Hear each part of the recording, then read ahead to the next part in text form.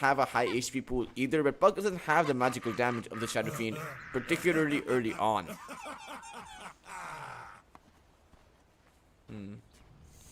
There we go. So I do expect this mid lane to go pretty even. The Puck can just keep his distance, has the curve wall facet, and can just look towards securing the creeps through the spells there. Meanwhile, InterActive Philippines, they have the Templar Assassin for their safe lane versus C911's Swen. And ideally, this is something that should favor the Templar because you do have that refraction, so you can absorb most of the god strength coming out. And C911 don't exactly have too much damage over time. I mean, they do have the crippling fear coming in from that Night Stalker, but apart from that, it's not going to be all that much. Jengi's bounty rune is going to be stolen by the other side, so that's going to be 3 bounty runes going the way of InterActive Philippines. An early start for them, nothing too insurmountable, but it is still at the end of it a win. A small win, but a win nonetheless. Ooh. Okay, that is definitely not even a small one. That is a big win going for C911, being able to take down Jed this early on. And another thing to consider is that you will have the Fate's Edict coming in from the Oracle, the disarm ability, but we will have to hold that thought as C911 look to take down another. Won't be able to find Cassie though, as Momo will find a nice little bit of damage in return on towards the Swen. And Jengi has enough tangos, has enough sustain. You have the Oracle as well coming in with those heals, so Swen will be fine in this lane. Well, coming back to the point, you know, the Fate's Edict, I'll show you guys on the screen here. Disarming a target for over 5 seconds, 3.5 seconds to start off with, means that the Templar Assassin won't be able to get off the free hits that she is going to be looking for. But, should be okay for both of these sides.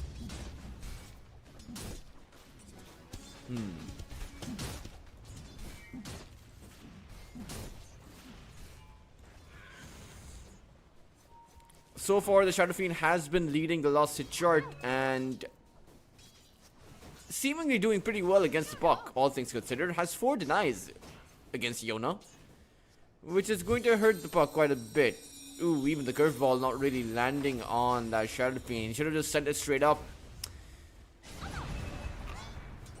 Oh, 2 raises being landed. Yona needs to be careful about his phase shift. He is going to get zoned out of this creep wave. Will be able to pick up the creep anyway though, but still it is B-By's lane through and through right now.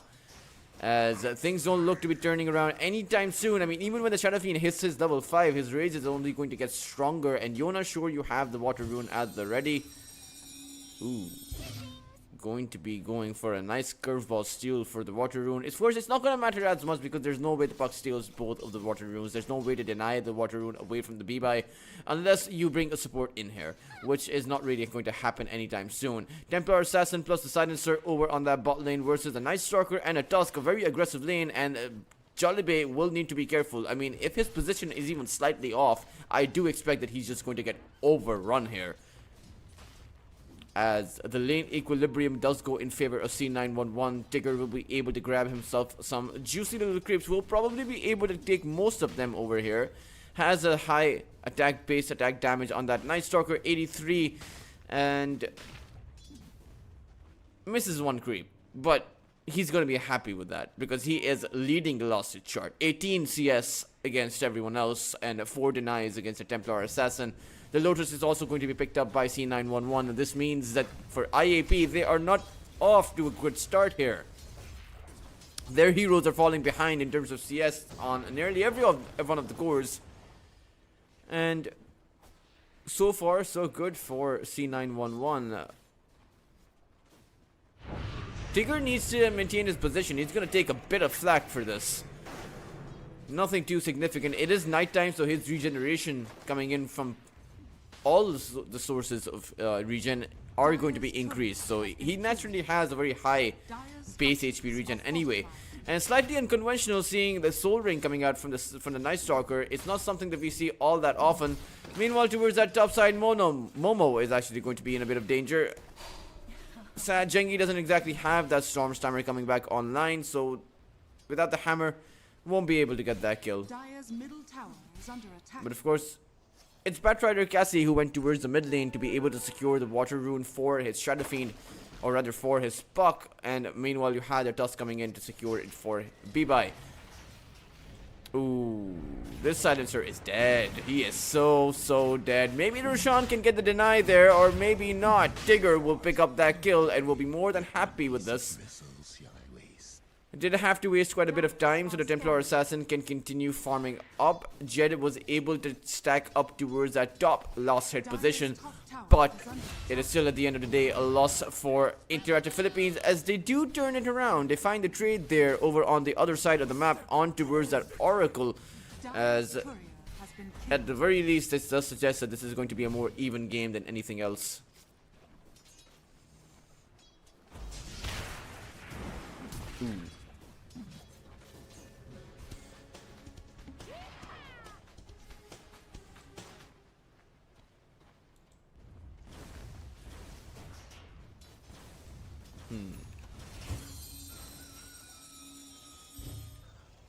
Yona continuing to do well, but it's the difference here in terms of lost hits is starting to stack up. Yona on 25 CS, meanwhile the Shadow Fiend is on 32, but it's not the CS here, it's the denies. Shadow Fiend on 13 versus Yona's 7, as that means that Yona has been denied twice the amount of experience that he's been able to take away from the Shadow Fiend, and that is a huge win going the way of Bibai. Ooh, Yona's actually used one of his phase shifts as Bibai wasn't able to take care of the wagon there. Wasn't able to find the last hit there. 6-minute power rune is approaching though. Yona, will he jaunt away? No, he won't. The illusion rune will spawn towards the bot side, picked up by the Shadow Fiend, and that is going to be a win coming out for them. The slight bit of luck favoring C911 here. Jengi though, meanwhile, he's gonna get skewered to the tree there. Boombui is going to come in. The Lotus will keep him alive, but Cassie coming in with that Batrider. They're trying to find that kill. Jengi will be overrun here. The Observer Ward being planted down, and sure enough, he will fall. Nothing to be found for the Swen, as Momo will be able to pick up the Tusk kill as well. 9NZ coming towards this top side, but nothing really that can be done about this. He was a bit too late. As IAP are going to be happy with that exchange, being able to take down 2 of those heroes.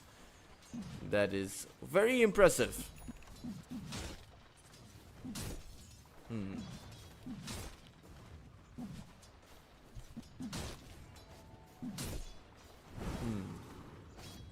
Okay, that's good. That's good. Mars Momo able to find the creeps there. Ooh, wagon though denied. Swen wanted to go in on that Mars. So 9NZ is still here though. Will he find the route? He does as Jengi comes in with that Stormhammer, but the flame break coming in from Cassie will mean that C911 are going to be forced to disengage. Even at the tip of the spear to hit the Oracle. Meanwhile, it's going to be a contest towards that mid side. Yona activating that Dream Call. Jollibee is going to come in, but the Dream Call is going to wear away. Meanwhile, the route being found on that silencer means that Jollibee needs to be getting back. The Puck, meanwhile, will be content with this. Of course, you did have to use the Dream Call, but its cooldown isn't all that huge, right? It's just a 75-second spell.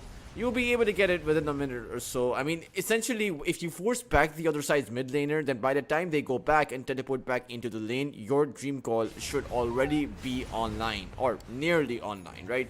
It's going to take around 15 to 20 seconds that is going to be on CD, but it's surely to come back online pretty quickly. We will actually calculate it to see how long it takes. Bibai currently heading towards that fountain, and as he's going to do regenerate up, come back over there, so it's most likely going to be the 15-second mark, right? So Puck will have it, and Bibai over on this top side, he wants to be creating some kind of space against the 3 heroes that are present here. However, very difficult to do. So he's just going to be going back towards his jungle. There are no stacks over here. He is going to have to create the stacks for himself, as the Oracle 9NZ creates a bit of stacks for his Shadow Fiend. However, they are the Mud Golems, so Not exactly the easiest to take down with your raises. Meanwhile, if you look towards the Ancients, there are some juicy stacks being generated for that Templar Assassin later on to take. And over on that Dire Triangle, the same thing cannot be said. Ooh, Cassie, he ate 2 raises and is going to eat another. B-Bike, can he find the raise from across the Roshan pit? Turns out he can. 1 last raise will be able to finish the Batrider off. I think Oracle gave the last bits of vision there for B-Bike to be able to do that. But a great kill to be found from that Shadow Fiend, providing the fuel for his snowball. Or rather, the ice for his snowball. 10-minute mark as another power rune to go in favor of B-Bye. And as long as you keep on taking away runes from the puck, you should be looking good. The Night Stalker over here on that top lane. He waiting to activate his Dark Ascension. Currently holding it for now as he's going to go in on towards Mono. Will be able to take down the Mars from the get-go. Cassie comes in with that Flame Break, but it's not going to be enough.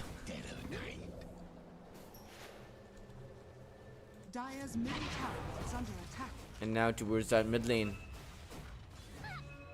Again, B-Bye is just farming up so quickly. Sure enough, though, it is the Templar Assassin. It is Jed that is the big winner of all of this. He is sitting at about 6,000 in terms of net worth. And how is Jed able to farm so quickly? He has over 100 CS by now. He has nearly 10 CS per minute as this is a very farmed Templar Assassin. Look at him go. Oh man. We'll have to go towards that top side as Jigger makes a move towards the side lane there, but unfortunately is going to eat an arena.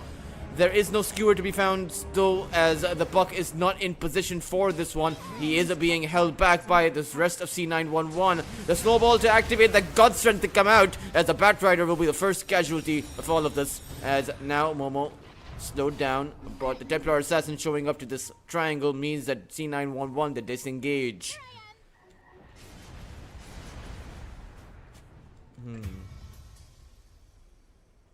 Tusk disengaged a bit too hard there.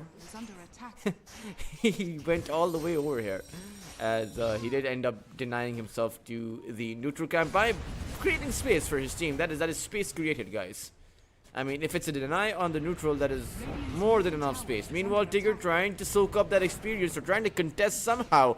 But with their observer ward being taken down, there is no way they can do this. And Jed will be so strong in this game. This is a monster in the making. This is the bedtime tale that they tell you about. The boogeyman.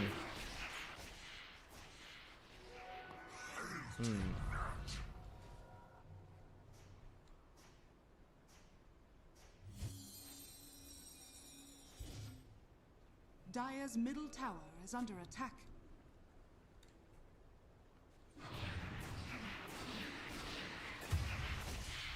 Ooh, Gassi actually ended up going down towards Boom Bui. And Tigger, of course, he was there with the Night Stalker, as he's going to be making his way towards the Vanguard, so it's going to be a bit of a frontliner Night Stalker rather than anything else. And I wonder if this is the right play. I mean, ideally you'd want to be going for a Blink Dagger, and I don't think incorrect. I mean, sure, Vanguard is great and all, but you're not going to be blocking much damage from that Templar Assassin, who's already almost has his Desolator online. Teleports to come out, Cassie to TP towards that bot lane. I wonder though if this is the right position to be in. The Templar Assassin as well as the Puck are going to be moving in. You have the lasso on that Tusk, and that is going to be an easy enough kill to be found. He should have exited from this location, but he is going to pay for his mistake. Is going to end up being sent back to the fountain. As B-Bye towards that mid side already has a Yasha. Will be able to make his Kaya in Yasha pretty soon. As Jollibee, he's hit his level 6. I mean, all of the supports have the level 6 now. You even have the False Promise coming in, which is going to be able to keep your heroes alive against the Templar. You also have the level 1 point in the 1 point in Fate's Edict. Yona is going to teleport, come jaunt out of this one, and the global silence, even though it comes out from Zolibe, that was a mistake that he was never going to survive from. Yona, a bit too overzealous with that initiation, or rather with that jaunt there, and may even find another kill. Tigger is on the tail here. Silencer, nowhere for him to really go. And a tough snowball to come in from the other side. A Walrus punch to finish the Silencer off. He is going to be silenced himself. Dire's top tower is under attack. Radiant's middle tower is under attack. Yona, Dire's top will he tower go is in here? No, he won't. Making his way towards that Witchblade, recognizing the fact that the Night Stalker is going to be having a Vanguard, so won't be having that Blink Dagger, won't be having a way to get on top of the Spock to silence him down. Meanwhile, Jengi continuing to farm, similar to how the Templar Assassin is farming. But one side is the clear winner of all of this. Meanwhile, bot side, you will be able to take down your second tower of the game, similar to InterActive Philippines, as they look to try and trade out towards this mid side. Will be able to do so unless C911 bring in the numbers. They have brought in the glyph. The Swen, Jengi is going to walk in here as well.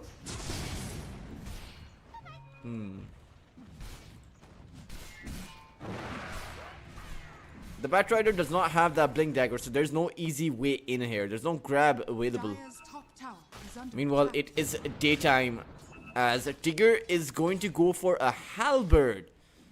They have one disarm, and they are looking to create another disarm. And this means that for InterActive Philippines, Jed will be forced to create that BKB. There is no other way about it. You cannot be having a 10-second disarm on your Templar Assassin. That's simply too long of a duration. Momo. Mr. Momo. The Mars here has an Eel, so even if he gets gone on, he still will have at least a bit of survivability going his way. And B-Bye, I mean, he's finding creeps. He's finding stacks all over the map.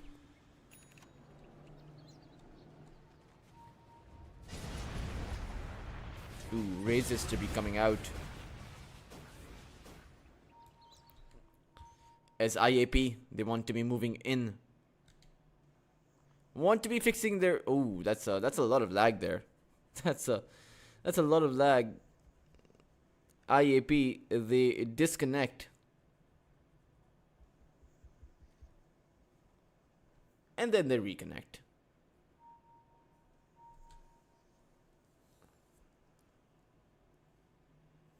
I hope you guys are having a wonderful day. It is, at least over here, a beautiful morning. Oh boy. I wonder if I'll probably go for a walk. I have been costing Dota so much to the point that, oh man, my body needs some physical exercise at this point. Jed to reconnect into the game with that Templar Assassin, and I think with all of these heroes reconnecting, the big move is happening. It's already underway. It is towards that jungle where you have the three heroes smoked up. You don't have your supports, or rather, you don't have your support Batrider here. But he is very close to his Blink Dagger, should just be farming that one up. Momo, meanwhile, has the Eels to start things off with. If they come across B-Bye, if they take out the Shadow Fiend, that's going to be a big win for them. They see the Shadow Fiend. Mars trying to close the gap there. And with B-Bye revealing his position, unfortunately, the trap wasn't able to slow him down. C911 will just be able to walk that one away. And perhaps even turn it around. God Strength activated, and Momo is going to take a fall. Dire's middle tower has fallen. Interesting play coming out there. That was a bit overzealous by InterActive Philippines, wanting to go in on that on C911, even though they didn't have the blink. They didn't have any way to close in the distance there.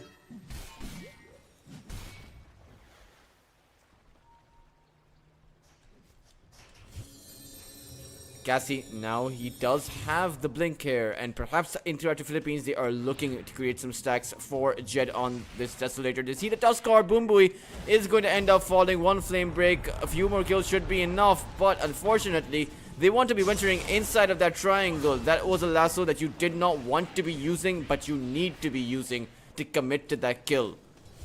Ideally, they wanted to show the blink dagger with a kill on a core, but the Tusk will have to do for now. And now that C911 realize that there's a blink on the Batrider, perhaps they will be playing a little bit more careful.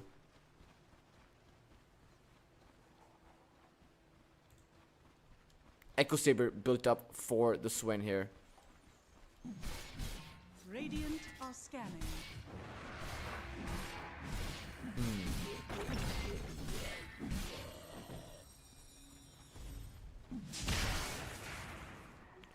Jengi has a blink dagger as well. Surprising he didn't just go for the Aghanim Scepter. It is also a blink. Right, it also costs a basic dispel. So it's a little bit better than the blink dagger. Of course, the range isn't as much as a blink dagger, right? Plus 350 will mean that it comes across till here. I will keep this on. Okay, can't keep that on. Meanwhile, bot lane, it's Jed in the one in trouble right now. 4 heroes smoked up from the side of C911 as I look towards engaging on the most valuable target. Turns out it's towards the side. Cassie will be the first one to lose his life. The Night Stalker Dark Ascension goes up. They won't be able to stop the silencer, but perhaps they saw Jed there. They did see Jed initially, but they don't know that Jed is melded inside. He is going to reveal his position. But C911 are not interested in that contest. They are more interested in the Aegis of the Immortal. Will be heading inside of that Roche pit. As the rest of InterActive Philippines, they are not in position to be going for a kind of contest. The only thing that they can do is try to go for a steal, because Yona does have that blink dagger, but he does not seem to have the brawls for it. They are going to give up the Aegis. And a big win going the way of C911. Jed, even though he does have that, he has had that Desolator for quite a while, still has not been able to find any stacks with it. Yona on towards that triangle, and a lasso being found on 9 will mean that he falls. The Tusk is also going to take a bow here. Jed finding that kill. Finally, some stacks going his way as he also picks up a Hurricane Bike.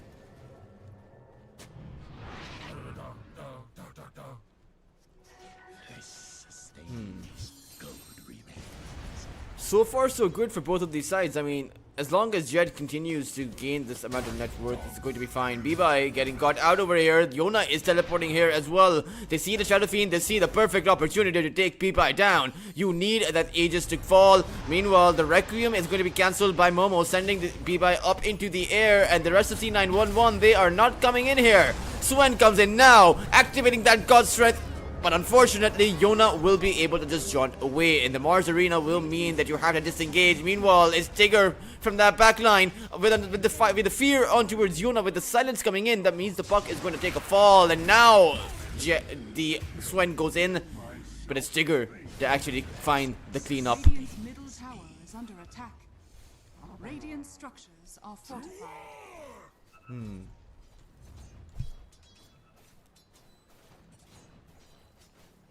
As C911, they head on over. They actually teleport back Shadow Fiend towards that top side, as Radiant's Swen middle is tower going to under attack. teleport towards that bot lane.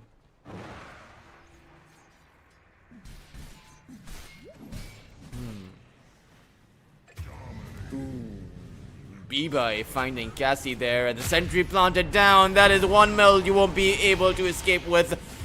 Jed will end up falling, the first kill on this Templar Assassin in a while, and that was a much needed kill for C911. This Templar Assassin was getting out of control, and now with being able to lock him down, C911 are going to be feeling pretty confident with the state of the game. Tigger has the Dark Ascension up. Momo, Stormhammer is going to be dodged out nicely, but unfortunately the Crippling Fear to come in, as Jollibee is going to be the one in trouble. A skewer on that Swen will hold him in place, as that means Momo will be able to force this disengagement, keep his silencer alive, and keep InterActive Philippines in the running here.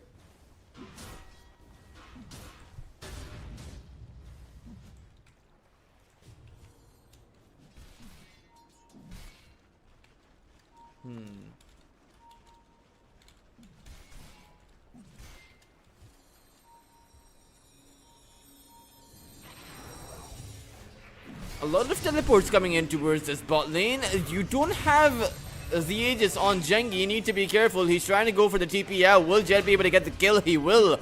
As that was an overextension, a massive overextension coming out from C911. And they can't give away kills like that. That was 1,000 gold and a 2,500 experience going the way of InterActive Philippines.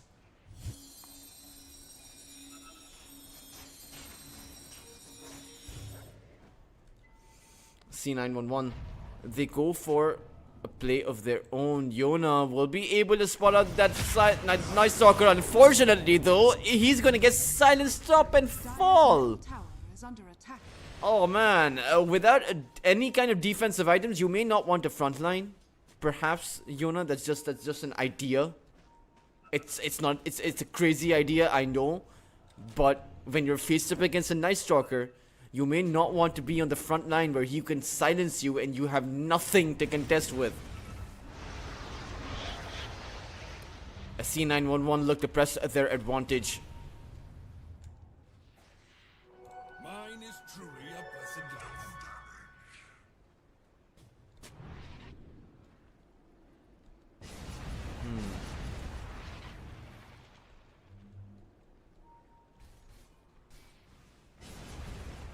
Jengi with the harpoon.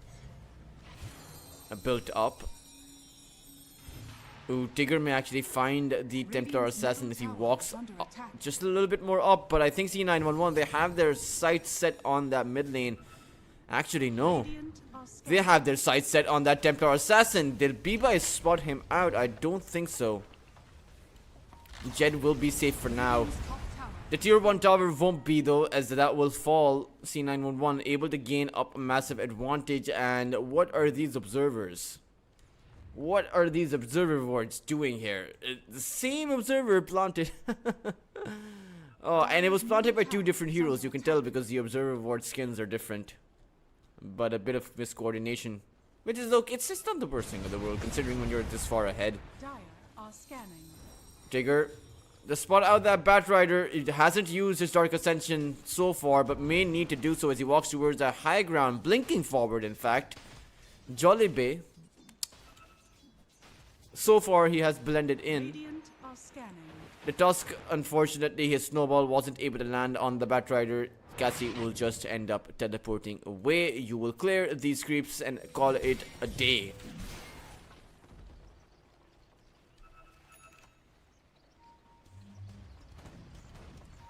Jengi now with the Swen here. Has the BKB, which he did earlier, has the Harpoon, which he got recently, but now should be looking to stack up on some damage. Meanwhile, it is IAP on the move here. Boom Bui is going to be the first one to get spotted out. As Bibai will realize what's happening, he will just walk on out of there. See ya, buddy, as he's going to say to his ally. Boom Bui will lose his life. But meanwhile, you actually found the lasso on Tigger. That is a big kill to be found. And the Dark Ascension, he will not be able to fly out of the arena. Mars will be able to lock the Night Stalker down, as that was one kill that is going to be a massive win for you. It's not even about the net worth that goes your way, it's about the free space that you get, realizing that there's no Night Stalker to actually threaten this map or give away information means that you have so much time to create space, plant down observers like Jollibee will towards this cliff, and also attempt to push, as they may be able to take down a tier 2 tower. Of course, Bibai is Radiant's bottom tower is there under with attack. okay, just testing his races out. I get it. Dire's top tower is under attack. Dire's top tower has fallen. Radiant's bottom tower is under attack. The Tusk are going to face the brunt of that initiation as C911, they are struggling to find a way in. The Swen is looking for an opening, but so far it's InterActive Philippines who have been the ones to come out ahead every single time. The surprise damage coming out from the Jed with this Daedalus, right? He has not gone for that BKB. But even the Oracle unable to find the disarm there. The Night Stalker, Tigger has it, but unable to find the Halberd disarm. Very surprising the C911 are giving up these team fights in this kind of fashion. It seems like they have been successful with those pickoffs, but InterActive Philippines, when they group up, it becomes a bit hard for C911 to be able to do their thing. And now with the two tier 2 towers falling, IAP, they may find themselves in a situation where they can take the Roshan, perhaps even contest it if C911 find themselves there. Of course, you do have the Tormentor isn't there. You don't have the Tormentor. I lied to you. Just kidding. I didn't lie to you. I was just wrong. Okay, I would never lie to you guys. I will be incompetent, sure, but I will not be unfaithful. 12 and 15, 4,000 net worth this time around in favor of InterActive Philippines.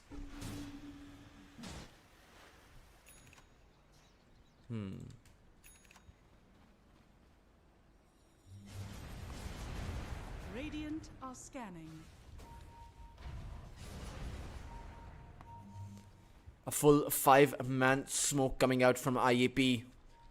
C911 though, they are not under the guise of that deceit. They are in plain vision, plain view of the enemy. Of course, the enemy doesn't exactly see them.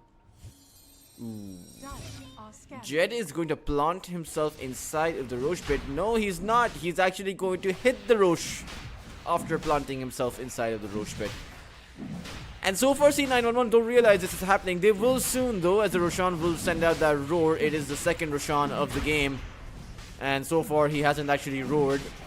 Waiting for the roar here, Roshan. He's not going to roar. He's just going to fall. As C911, they are not going to realize this. They are going to be over here in the triangle area. And I suppose they had a team meeting here. Okay, they couldn't have it in their base. They decided, you know, that their base could have been bugged. So they decided to have it near the bot side Tormentor. But giving up the Aegis is not exactly a good idea. However, it's the Templar Assassin who's been caught out. Of course, the lasso is going to be there as well as the global silence coming out. But Jengi is able to turn it around. Now activates that God Strength on towards Jed. The BKB activated from both sides, with Jed's taking so much damage to Mars Arena to keep him alive. Yona will find that kill as it's going to be Jengi to fall. Baby to come in with that Requiem, able to take out that Aegis, but still going to go for that teleport out. Won't be able to do so. C911, they lose 4.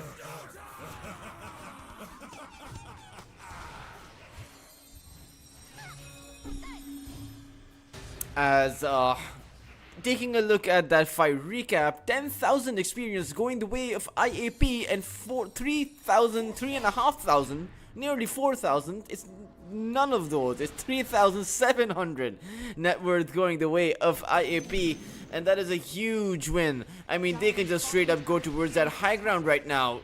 There is no buyback on the Shadow Fiend or the Swen here. And what's really stopping IAP from doing this, from going up there? Nothing. Bottom tower has fallen. They're going to realize this. They are going to go forward. The creep wave is also coming in, but I don't think Jed continues. I think, yeah, the only thing stopping IAP is themselves. That sounded a lot more ominous than it was, but it's true. It's true. If they walked up there, they would have realized no buybacks. They could have taken down the tier 3 tower. Of course, you did have the glyph, so I don't think they would have been able to do too much towards that high ground. But the way that this game has snowballed out of control for C911, they need to muster up the courage to do something.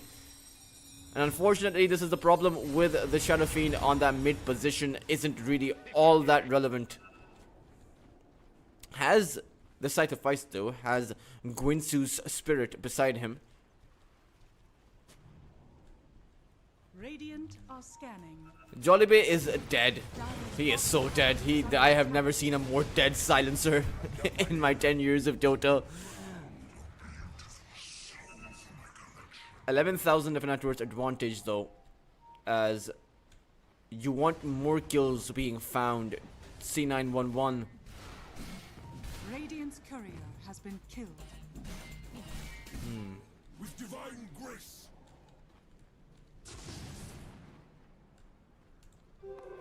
Invisibility. Going to head on over towards that mid lane.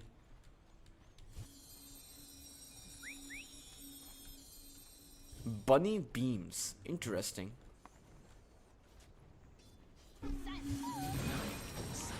They find the silence. The BKB though will be there from Yona. Unfortunately, he hasn't been going for the TP out. Will not be able to. What is that crit?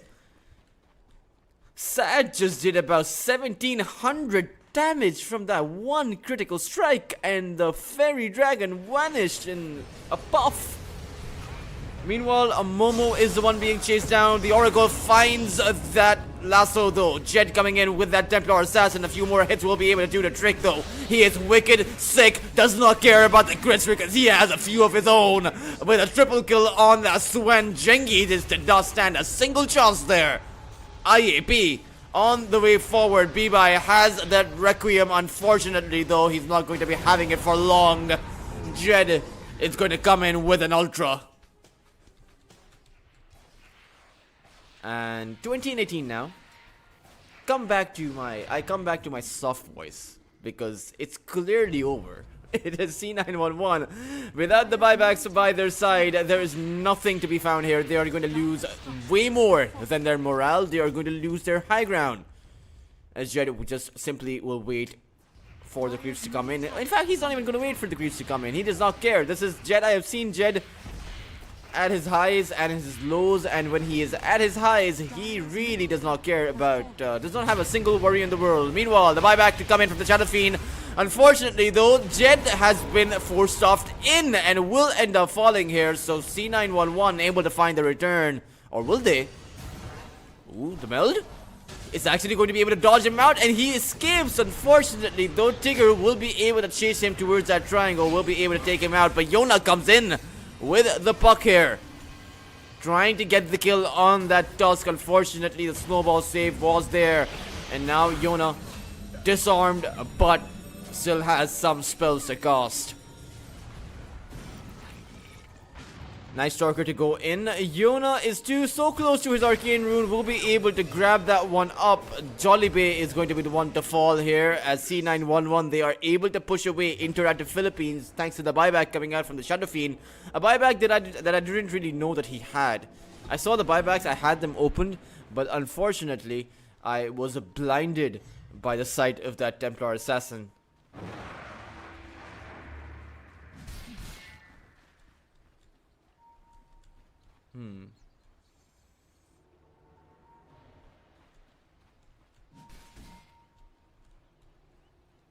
Radiant's middle tower is under attack. A very close game overall, and I love how InterActive Philippines are playing this. Oh, Bibai, he is incredibly low. This will be a dieback if he falls over here. Yona trying to catch out that Shadow Fiend, but it's not going to happen.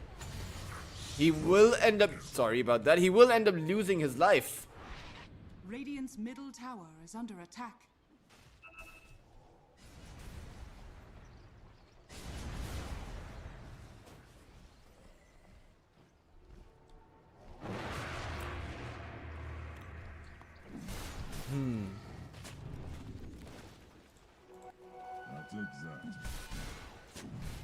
So far, so good though. Radiant are scanning. As Radiant structure. C911 have been able to bring the lead back.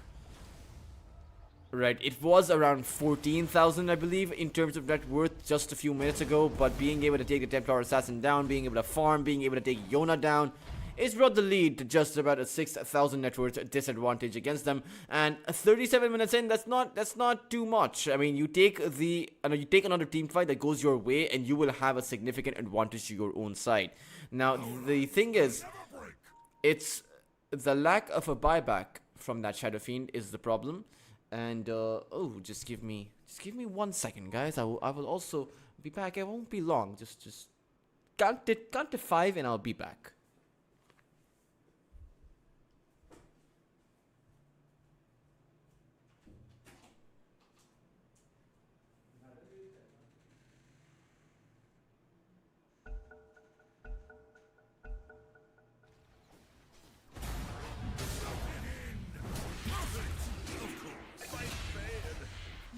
And I am back, guys. I'm sorry about missing that kill there. The Tuskar did end up falling.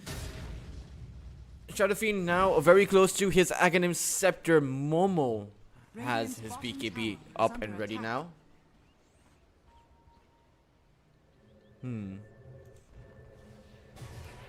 It's towards that bot lane where they go.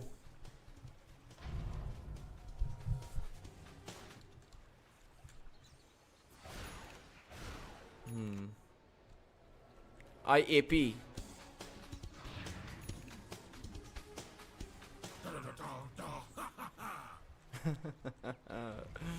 Oh man, Momo. I like the drums action. It's not even a drums action. It's literally him bashing his shield with his spear, like the kind of. Have you guys seen the movie 300?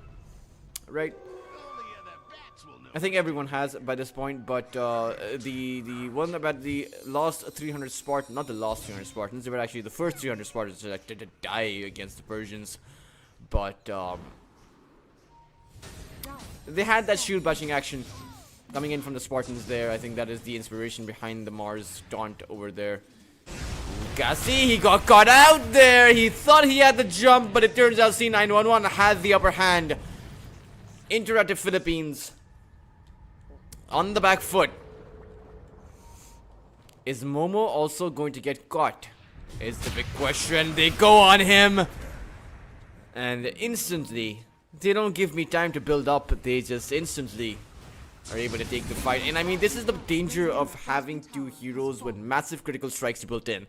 The Templar Assassin can come in with the critical strikes as well as the Swen there. And I mean, both sides in possession of some massive amounts of firepower.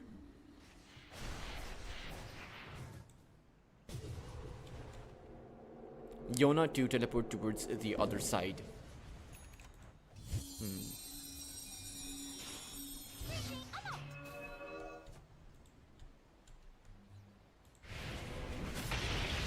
The Roshan is being attacked right now, as he is most likely going to end up falling, giving away the refresher short as well as the cheese, the banner, the Aegis, everything towards C911 as they're going to be fully prepared. They head towards that high ground. But will they make it though? Jed is waiting towards that low high ground. Swen Jengi just happens to dodge it out. Of course, the Dream Call will be there, holding the rest of C911 in place now. As Jed moves on towards that Shadow Fiend, will be able to take B-Bye down. That is a dieback as the puck holds everyone else. But they want Jengi, they want the real kill here. He has the Aegis here, but with the false promise coming in, perhaps he can back away. We'll find the blink out. Unfortunately, Yona is here as well, and the false promise has faded. Jengi turns around with the God Strength, able to take down the puck there. Jed, will he be able to take down some of these supports? We'll find the Oracle, and now it's on towards the Tusk. A few more hits should do the trick, with a disarm coming in from Tigger will mean that he can't do so. Meanwhile, the Swen tried to take down the Mars. Unfortunately, he will lose his Aegis for that play, and he does not have that BKB. He does not have that refresher. Or rather, he has the BKB right now. Will we just be using it to try and get away? The problem is there's a swift blink on Jed, and that means that Jengi may not be able to escape. It's a two-man lasso as the full four of C911, the fantastic four, which were doing so well up until this point, are going to be losing their lives. Boom Boy, no buyback. Shadow Fiend, no buyback. And Oracle, without the buyback. You don't have one on the Swen either. I mean, IAP, they can literally just go towards those tier 4s. They can end the game right now if they wanted to. The question is, are they going to realize this? Turns out, no, they don't realize this. But they might just come out with Mega Creeps instead. Dire structures are fortified. You will have to fortify though.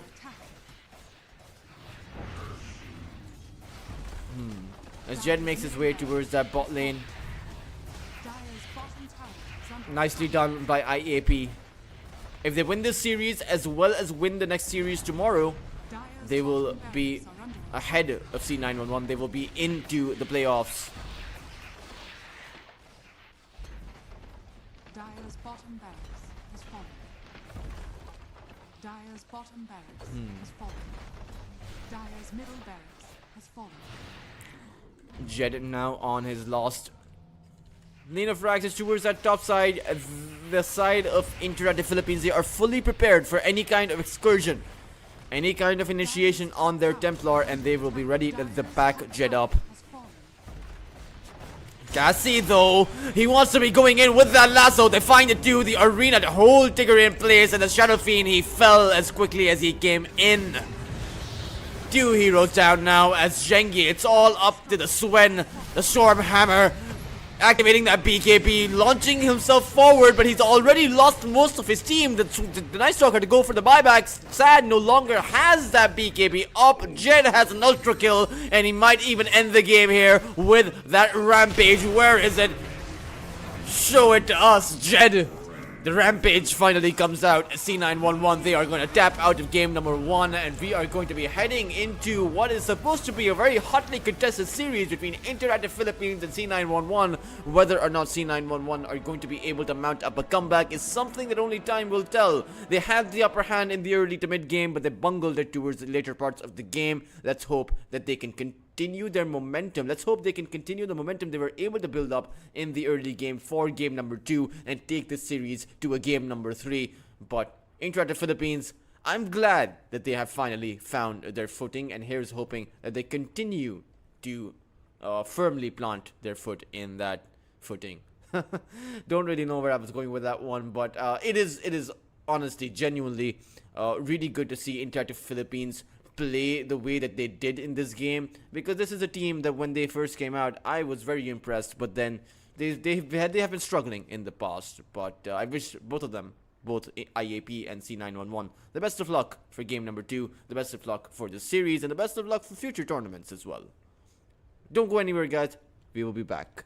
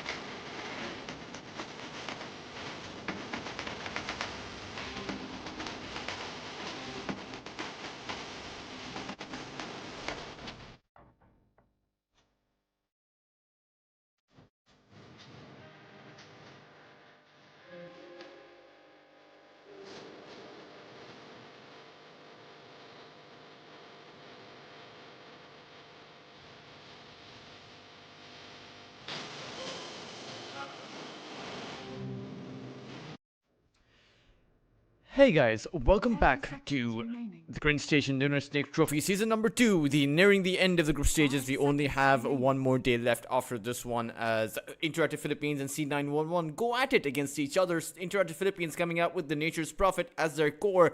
Meanwhile, they have the Rubik and the Tusk as well. C911 though, they are well prepared for the Nature's Prophet, have the Shadow Shaman and the Pangolier.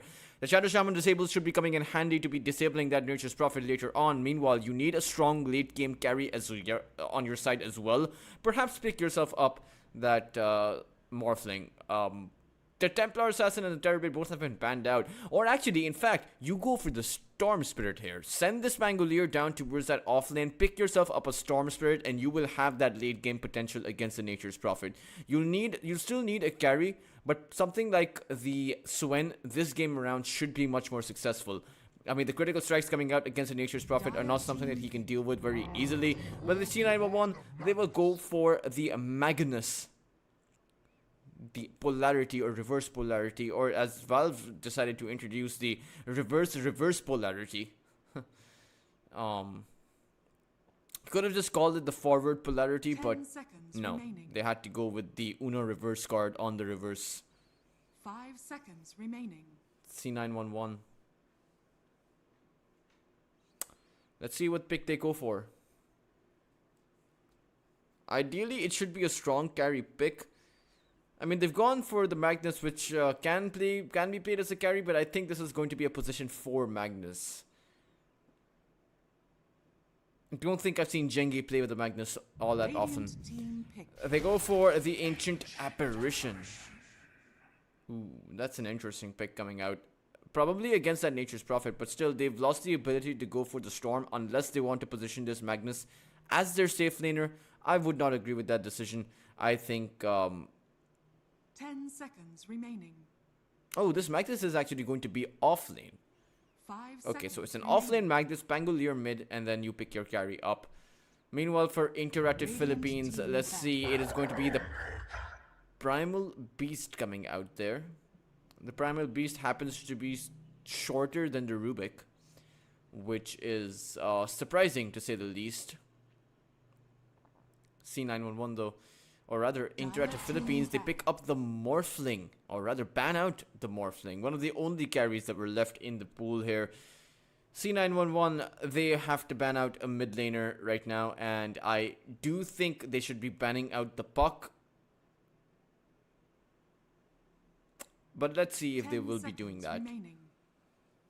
The Puck is the Dire spirits. team Yeah, ban. they go for the Puck ban. The spirits, one of the spirits should be banned out over here. I would suggest you ban out the Ember or even the Storm. The Void Spirit ban wouldn't be all that bad, but the Ember and the Storm are much better against the Pangolier compared to Radiant the Void team Spirit. ban. There you go. The Ember Spirit ban comes out. InterActive Philippines, what are you going to be banning out? Ideally you ban out the Gyrocopter. You don't want the Gyrocopter against your side. One of the only heroes that can contest against Nature's Prophet right now. Not to mention the Ancient Apparition Ice Blast coupled up with the Flag Cannons coming out is going to be a very deadly 10 combination. seconds remaining. So IAP, hopefully they recognize that. 5 seconds remaining. And let's see what ban they go for. What carry they're going to be banning out. Hopefully it should be the Gyro. It really should. They will take their sweet time with it, of course. Or maybe even the Ursa Warrior. Yeah, the Ursa right now for C911 coupled up with the Magnus as well as the Ancient Apparition. Even if you don't pair the Ursa, synergize the reverse polarity with the Ursa, it's still a pretty deadly combination. I mean, you have the Shadow Shaman, one of the best heroes to have a lane with. Radiant team. There it is. It's the Ursa ban. InterActive Philippines.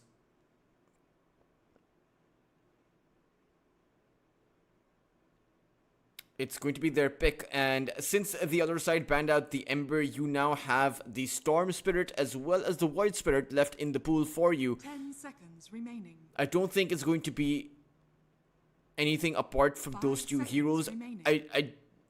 I know you're against the Shadow Shaman, but right now that storm or that void looks so good. That global teleportation potential coming in from the Nature's Prophet means that your pick-off potential will be through the roof if you go for that one. It is in fact going to be the Storm Spirit to come out in C911. Let's see if they go for the Gyrocopter right now. Considering that the Ursa is banned out, there is no Lifestealer either. Not a whole lot of options left in the pool for you. But the Gyrocopter is certainly one of the better ones out there.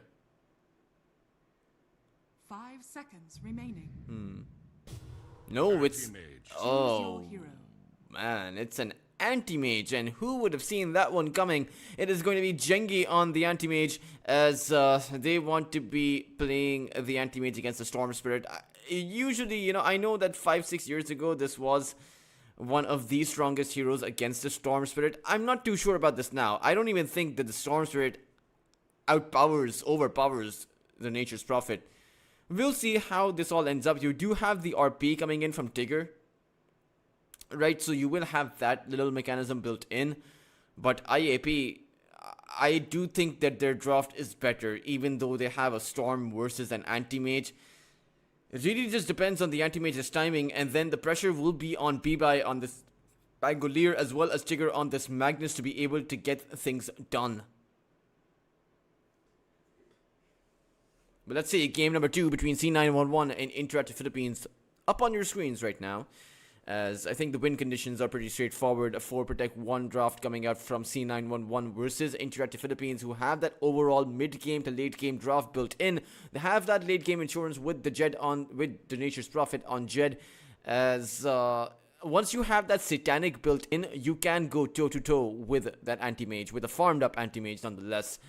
Of course, Boombui will be the big difference maker. We have seen him on the Shaman before, able to get the disables off each and every single time. And in a situation where you get the disable off, the Hex and the Shackle off on Yona, the Anti-Mage, Jengi will be able to run over the Storm Spirit pretty easily.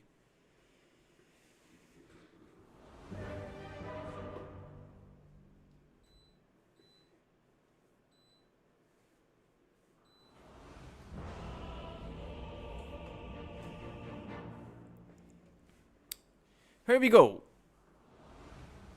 Did win his last match as the Anti-Mage. I hope that didn't go to his head. Sorry.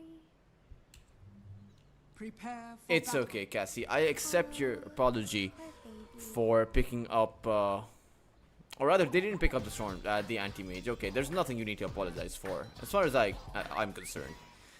InterActive Philippines hoping to close out this series 2-0 would certainly give them the big confidence boost, as they will be facing up against Future Esports tomorrow, or rather XL Esports tomorrow. XL, who are 4th currently in the group stage. If XL win, they'll be on that 3rd place position. So, I mean, even if they don't win, XL are comfortably going to be heading into the upper bracket playoffs. Meanwhile, Karsten's Protocol 20 and Yangon Galacticos will be joining them. Yangon Galacticos are the undefeated, except for Protocol 20, who did defeat them.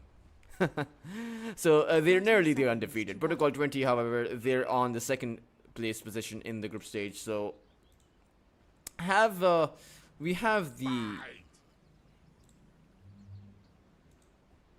lineups built. The group stage standings pretty much established by now. The Nature's Prophet is going to end up getting caught out. Tigger is there with the shockwave, the slows coming in, the body blocks coming in, and this is a dead Furion Tigger to pick up the first blood. And so much more shall soon be spilled.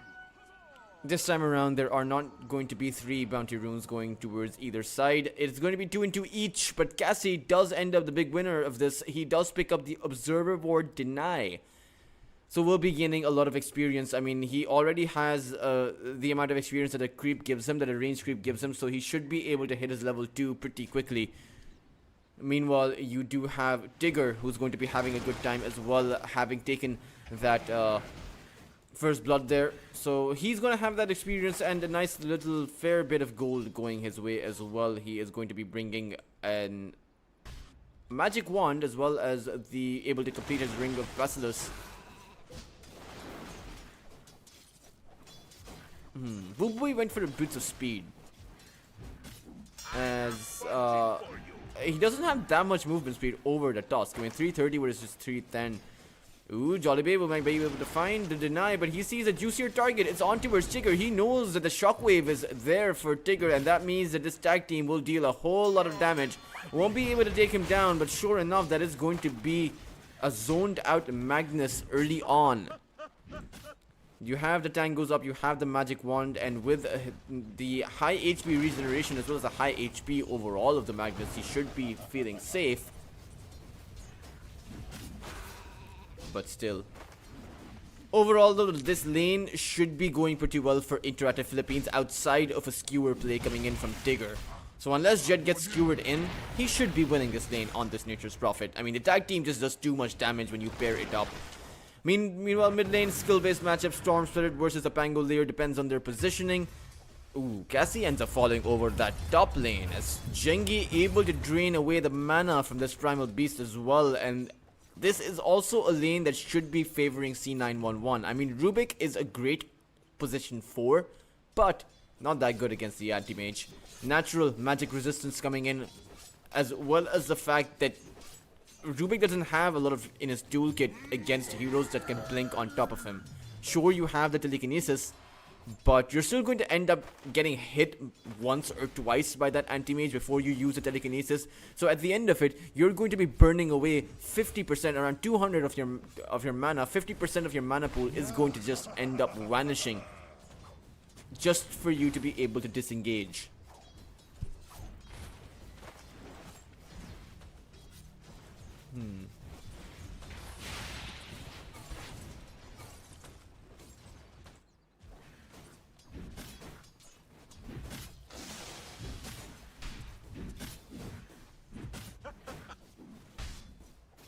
3-minute mark, and the Lotus is going to go towards the side of InterActive Philippines. Meanwhile, C911 will be picking it up over on that top lane. Ooh, Anti-Mage is going to eat a Fate Bolt, but again, it's nothing significant. You can see how little damage it actually does to the Anti-Mage. Has the Mana Thirst facet, so when someone is low, and I believe this applies in 2500 AoE, so bonuses stack per hero. That is very interesting. Ooh, wait, Ancient Apparition going to die over here. 9 and Z unable to. Oh, actually, he has the Lotus as well. We'll be able to make it out. Cassie's the one who's going to fall. Jengi able to get that second kill, or that had 1 kill and got 1 assist. Meanwhile, Primal Beast trying to turn it around on towards Jengi, but is going to be frostbitten, and Jengi will be taking him down. A double kill to be found by him. C911 off to a great start in this early game. Even able to send the Fade Bolt the other way. Impressive. Impressive stuff coming out by him. Nature's Prophet, Jed was trying to find a TP there, but won't be able to do so.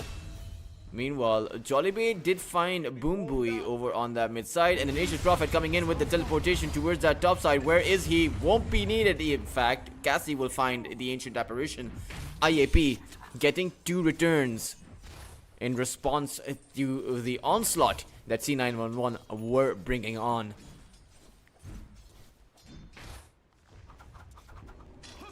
Mid lane, the Storm Spirit and the Pangolier are nearly toe-to-toe. Surprising that Jonah is able to find so many of these denies against a melee hero.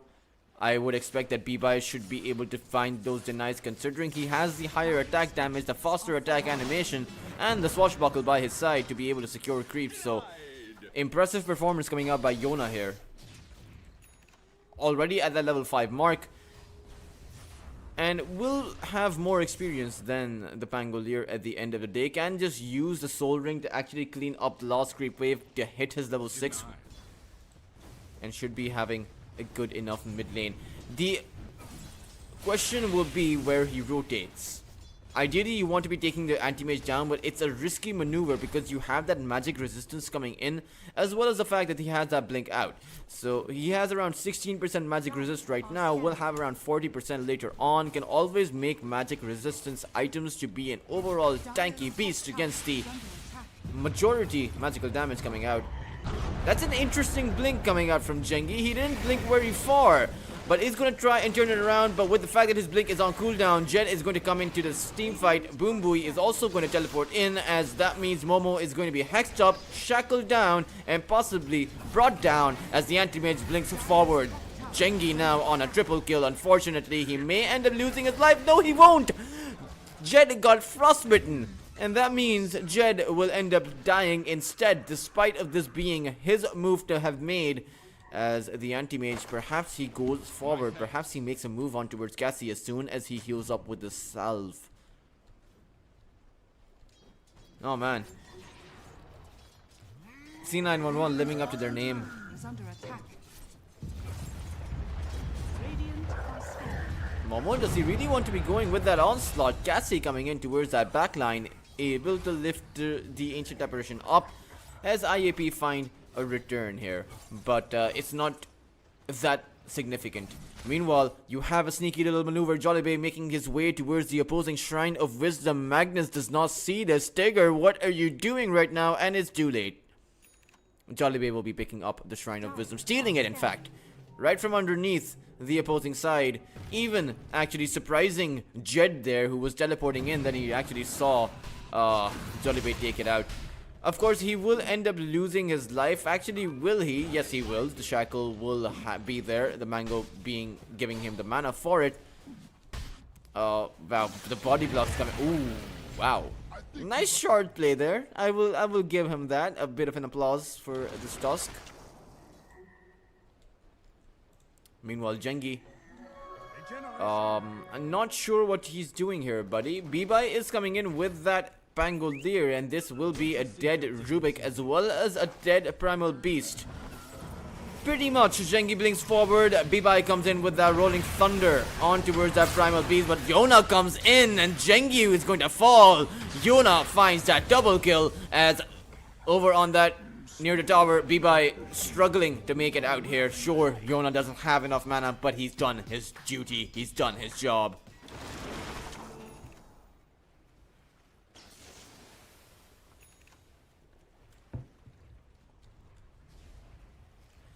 As the cracks are beginning to show for the side of C911. I mean, not really a whole lot you can do against the Storm Spirit once you come in. I know you're an anti-mage, but contrary to what your name suggests, you're not that strong against the Storm. Particularly in the early phases of the game where the Remnant does 280 damage, you absorb around 16% of it, so you actually take up... I will actually go ahead and calculate it accordingly.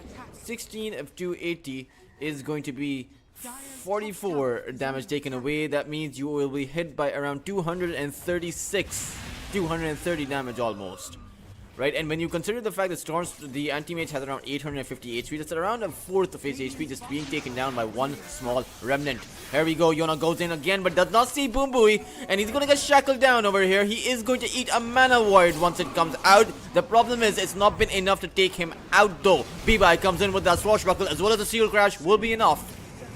Meanwhile, Rolling Thunder currently being cancelled out. They haven't been able to take the Pangolier down. The question is, the Bibai really want to be going back in on towards Jed. Meanwhile, the Rubik's Cube to start rolling forward as well. Cassie goes in front. Will he be able to get Bibai here? Finds the crash there on Bibai. Unfortunately, does not have enough mana to find the clear out here. Does have the telekinesis, does not have any vision though, so that means the Bibai will just be teleporting away. Jed, however, will be content with this. If you take a look at the net worth, it's the anti-mage expectedly, as he has gotten quite a few kills, is sitting at about 4 kills and 3 assists with only 1 death, as that means that Jengi will lead that net worth chart by a significant margin. The Nature's Prophet not even close to that anti-mage. A zap towards that mid lane will find an easy cleanup on 9. Yona right now is pretty strong. Meanwhile, Jollibee will end up getting skewered back. There you have the Blink Dagger up on that Magnus, as this does spell out quite a bit of trouble for InterActive Philippines. Dire's top tower is under attack. A bounty which my matriarch will prize. 2 heroes to come up with the smoke here from the side of C911.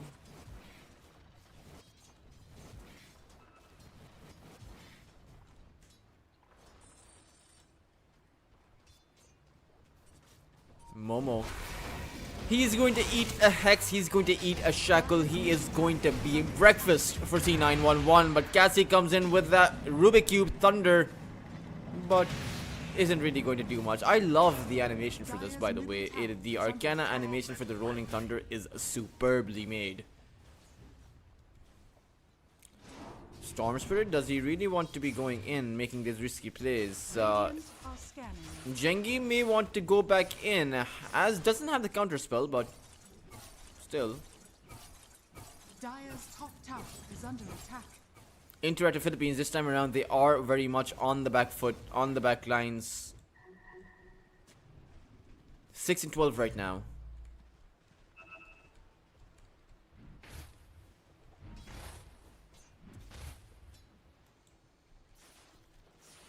Yona.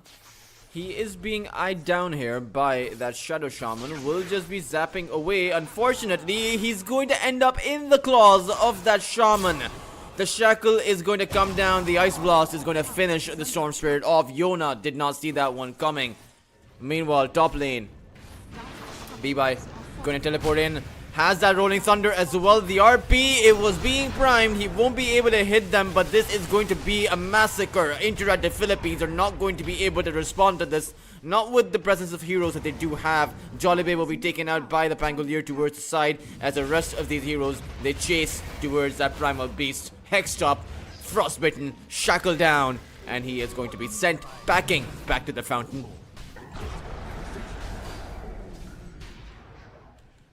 An ownage call coming out from the side of C911, as they have taken down 5 heroes in a row without having lost a single hero from their own side. Really need to just continue farming up on their Nature's Prophet. They have a way, they have a clear way back into the game.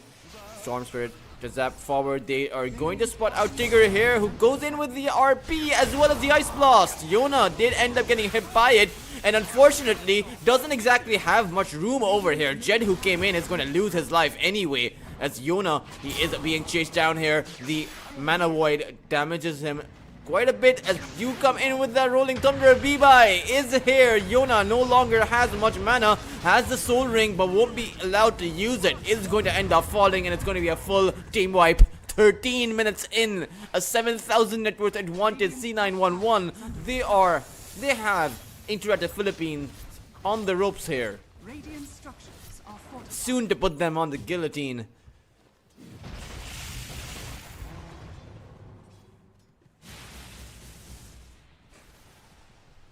Radiant's top tower is under attack. Radiant's top tower has Radiant are scanning.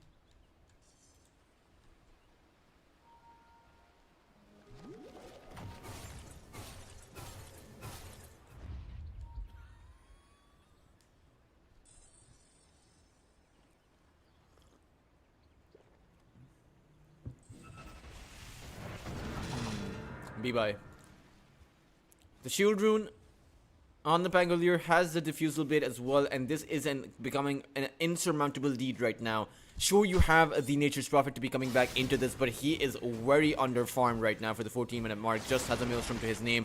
Meanwhile, the Storm Spirit, who's supposed to be a snowballing hero, has been snowballed upon, as he has zero, nil, nada galvanized charges up his sleeve. And there ain't much he can do about it. I mean, every time he tries to go in, he ends up being taken out.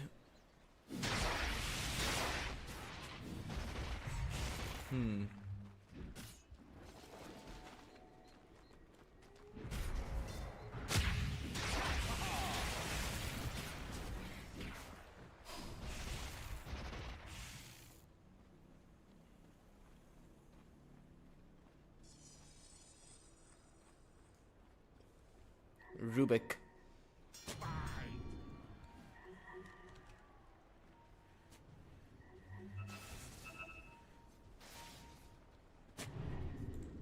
Dire are scanning.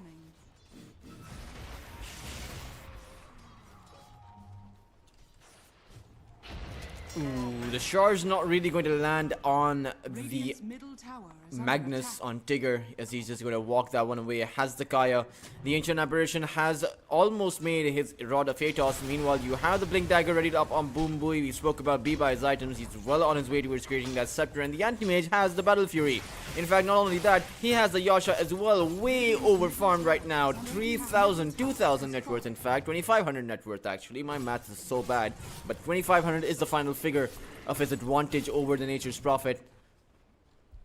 And there really isn't too much that InterActive Philippines can do to bring themselves back into this. Radiant's middle tower is It does seem like they're severely compromised right now. Shadow Shaman will be the counter, traded out in exchange for the Tusk that C911 were able to take down, but it's going to be the Primal Beast to fall as well. InterActive Philippines, they are showing signs of serious struggle here as they are pinging out the map. They want to be split pushing the side lanes, but unfortunately, I mean, look at this vision. One observer ward placed towards that cliff, another towards the tier 2 mid side right in front of it, and another outside of that triangle. They will spot out anyone who tries to split push here. Radiant's Jengi. middle tower is under attack. Maybe he wants to be blinking in on towards the Storm Spirit, but maybe he just wants to zone out that Storm Spirit. He just wasted around 60%, 100% of his mana by now. Jengi, how do they plan on getting the skill? This is an impossibility. He's just toying with them at this point. In fact, it's the Primal Beast who's going to be end up getting killed instead. Easy kill pick up by Jengi as he rushes on forward. Ooh, the Mana Void was being primed, but unfortunately not really able to land it. Has another blink now, will make his way on towards the Tusk. Meanwhile, the Storm Spirit Yona comes in, but the counter spell coming out from the Anti-Mage won't be enough. Yona will still find the kill there. A huge kill to go this way of the Storm Spirit. Unfortunately, they did lose their Nature's Prophet towards that top side. As it's a near even exchange when you take a look at the gold chart. Of course, the Storm Spirit did end up picking up over 500 gold. Has the Kaya though, so doesn't exactly have a lot of damage going his way. Doesn't have the Witchblade, doesn't have the Orchid, doesn't have too much. Bye-bye. Is it bye-bye or is it bye-bye? I don't actually know. Whichever it is, this is the Pangolier with that Aghanim Scepter readied up, as well as the amplified damage rune coming out. Radiant's bottom tower is under attack.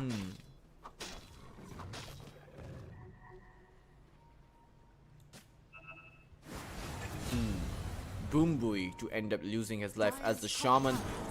Jengi is looking fully prepared for this, however he is still going to blink away. Meanwhile, 9NZ push towards that low ground. Will certainly be happy with that one. Jed coming in here to this team fight. Tigger holding the RP for now.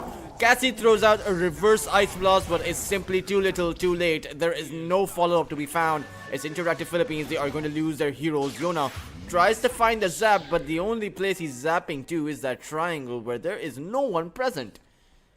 C911 on a 9,000 net worth advantage. Yona, this is a bit of a lackluster game coming out from InterActive Philippines. They don't exactly have too much to come back into this game with. I mean, it's a snowballing lineup that's been completely disabled, shut down, destroyed, dismantled. I mean, it's there aren't enough synonyms to describe it, just how dangerous, just how bad of a position InterActive Philippines are in currently. The Nature's Prophet will need so much space if he wants to be coming back into this game. And I don't think C911 will be giving them that space. Jengi, near that tier 2 tower, does just too much damage a pop. And even though the Primal Beast tried to come in, he's going to get instantly taken out. Jengi with the double kill as C911. It doesn't really seem like they are going to show any signs of slowing down. Radiant's top tower is under attack. Tigger being a bit trigger happy. Structures are fortified. Dire's structures are Yona fortified. on a killing spree.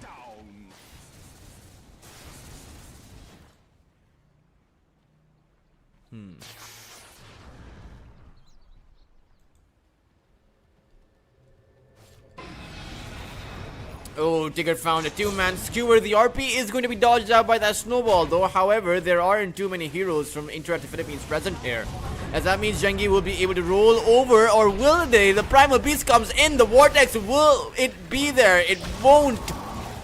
As 9 and Z will find the Ice Blast, they will be able to clean everyone up as the Anti-Mage makes it alive at the edge of his life. C911, they may have been too low, but they're still able to make it work, and it's on towards Jed they go. The Nature's Prophet is surprisingly tanky though, but he is going to end up getting frostbitten here as the Anti-Mage goes back in. It's a full team wipe. May even be a dieback on that Rubik as Cassie is going to get slowed down. Gengi is going to come in, and there you have it. 6 heroes down now for IAP. And C911, they don't lose anything.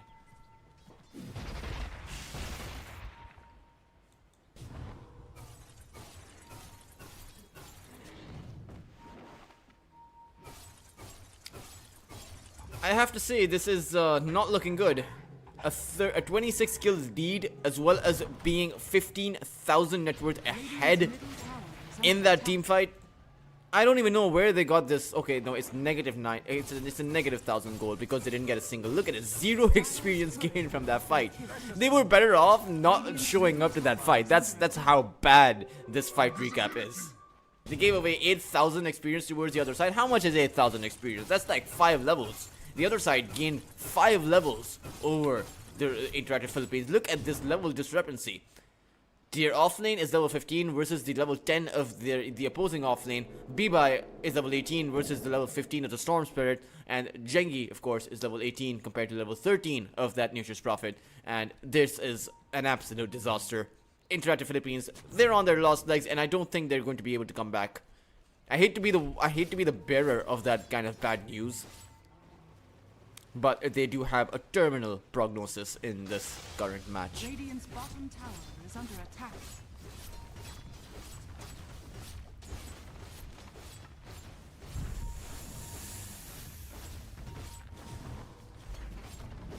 Observer Ward to be taken out as InterActive Philippines, they try to muster up the courage for another fight, but instantly going to eat an Ice Blast. There is nothing to be found here. Why are you even trying against Gengi?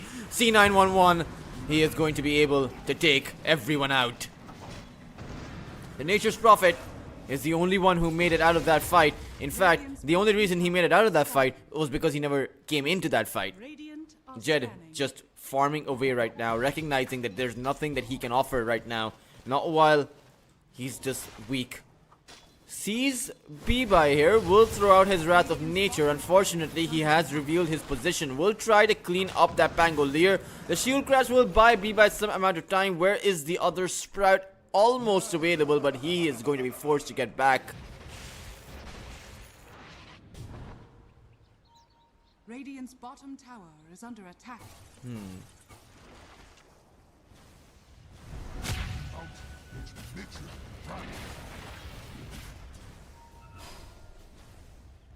Radiant are Will be scanning. safe, will be alive. But perhaps IAP should look towards fighting another day. I mean, there's not much to be said here. Yona, there is no way a Storm Spirit comes back into this game. Gengi will have an entire Eye of Skadi up soon. He's gonna have a Skull Basher, an Abyssal Blade. How much of a beatdown are you going to take? At this point, you're only destroying your own morale for the Radiant's next bottom game. tower is under attack. You can refresh and take it to a game number 3. You do have that fallback mechanism in place as 24 minutes in, or rather 25 minutes in, C911 are at your high ground, and there is no response in sight.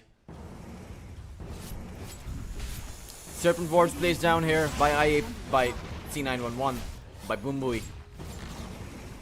Tower is down, Rax is under threat, no response. The Primal Beast is here though, and the Tusk is teleporting back. Yona coming in with that Storm Spirit, but they've already lost their Rax.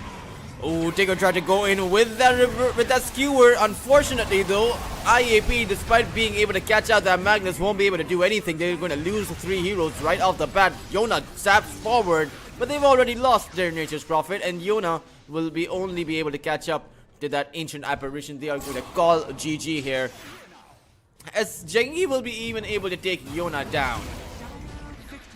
Oh man, what an absolute beatdown. That was a hammering that I have not seen in this tournament so far. 11 and 47, 26,000 net worth advantage, 25 minutes in.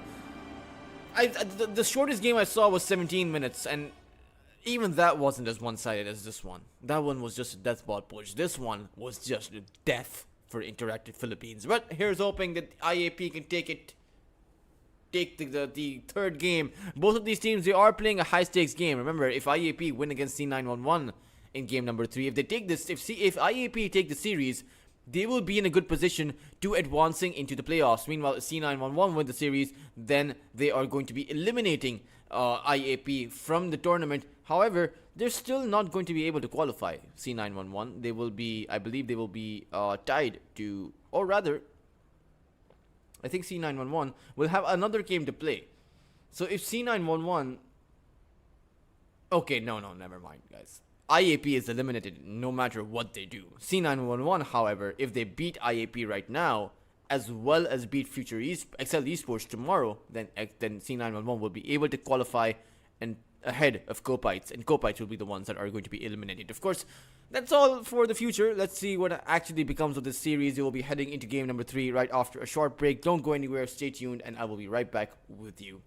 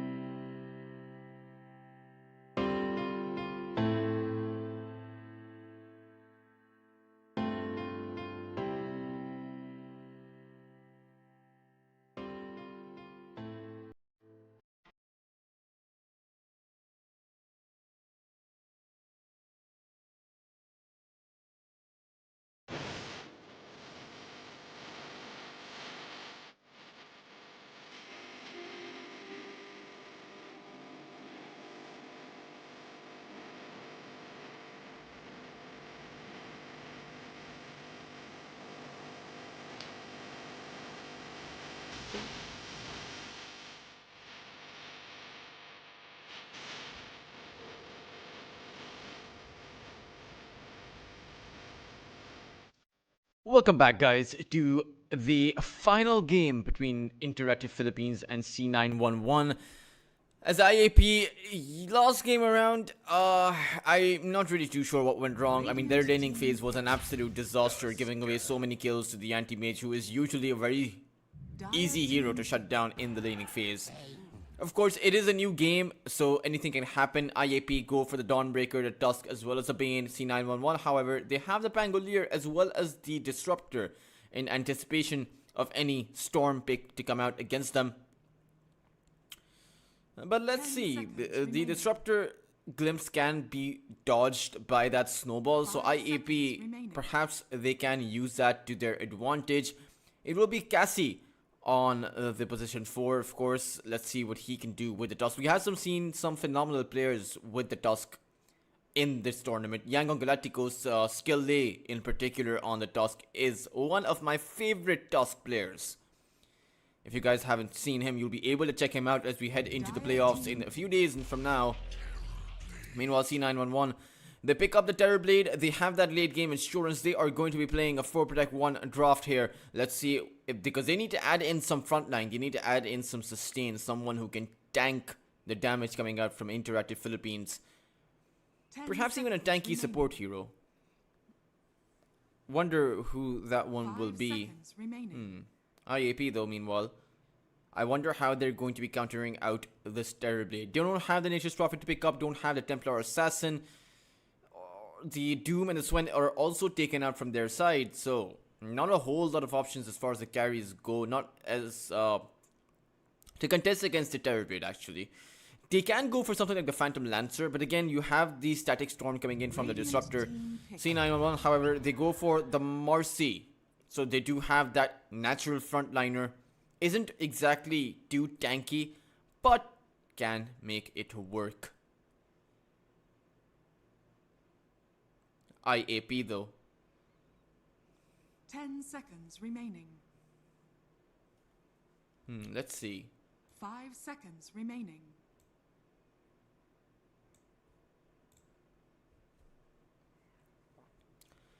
Let's see what they end up going for.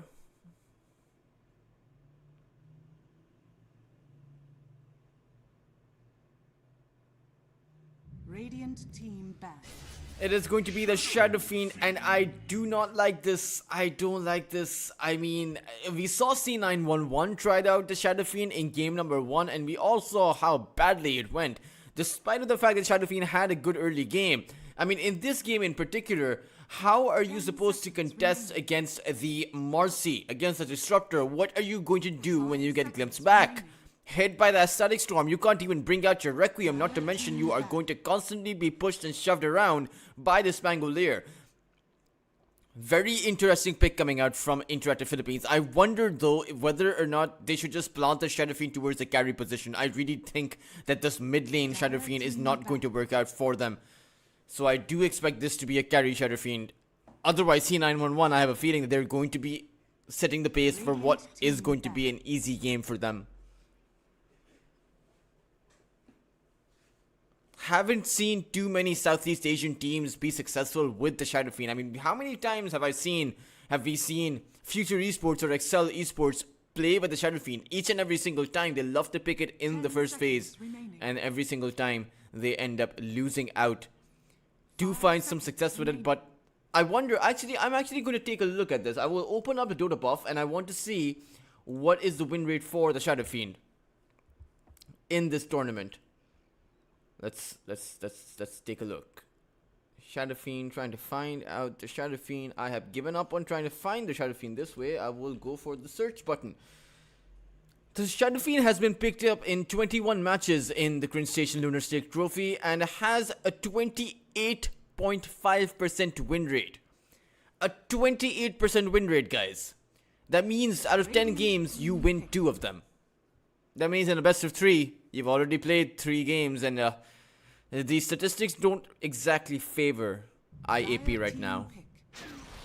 Meanwhile, they go for the Gyrocopter, cementing the Shadow Fiend as that mid lane for Yona. And I can only wish him the best of luck. C911, they will grab that Dazzle up. They are very content with contesting against that Shadow Fiend. Tigger will be playing the position 3. Dazzle, Jengi on that Terrorblade, and Bibai on that Pangolier. Meanwhile, InterActive Philippines, you'll have Jed on that Gyrocopter, Yona on that Shadow Fiend, and who is their position 3? It is going to be Momo.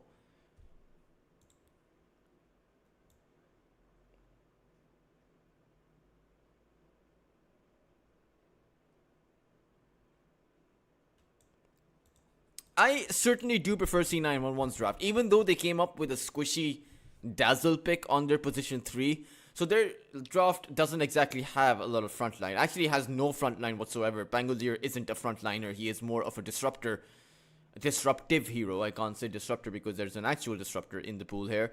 But IAP, in a situation where they can take this to the late game and their Shadow Fiend doesn't get completely destroyed, then perhaps the Gyrocopter will be able to dish out damage. Perhaps the Gyrocopter will be successful. Meanwhile, the Dawnbreaker coming out, Momo, it's going to be up to him to provide that save mechanism for the Shadow Fiend here, or even for Jed. You do have the Fiend's Grip coming in, so nice little pick-off potential coming out. The Fiend's Grip plus the Requiem, or even a Nightmare plus the Requiem combination, or the Fiend's Grip plus the 3 rays combination coming out from Yona will be able to find a kill on towards anyone from C911.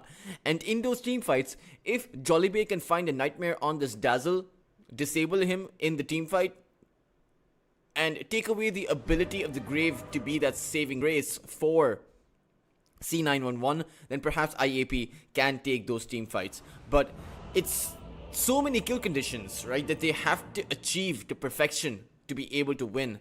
Meanwhile, Terrorblade in that late game, oh man, I do think it is a bit of an even matchup between the Terrorblade and the Gyrocopter, but it's not super even.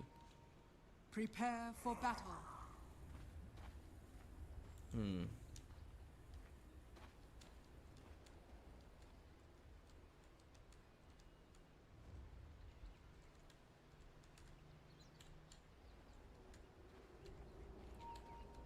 Game number 3. No more chances. This is the final game between these two. C911 will play tomorrow. But for InterActive Philippines, they have already been eliminated and they might as well go out swinging in this tournament.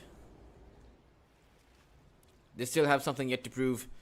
And at the very least, they can look forward to the current EPL Southeast Asia tournament that they are playing, and look forward to the other Quinn Station tournaments that will be happening in the future.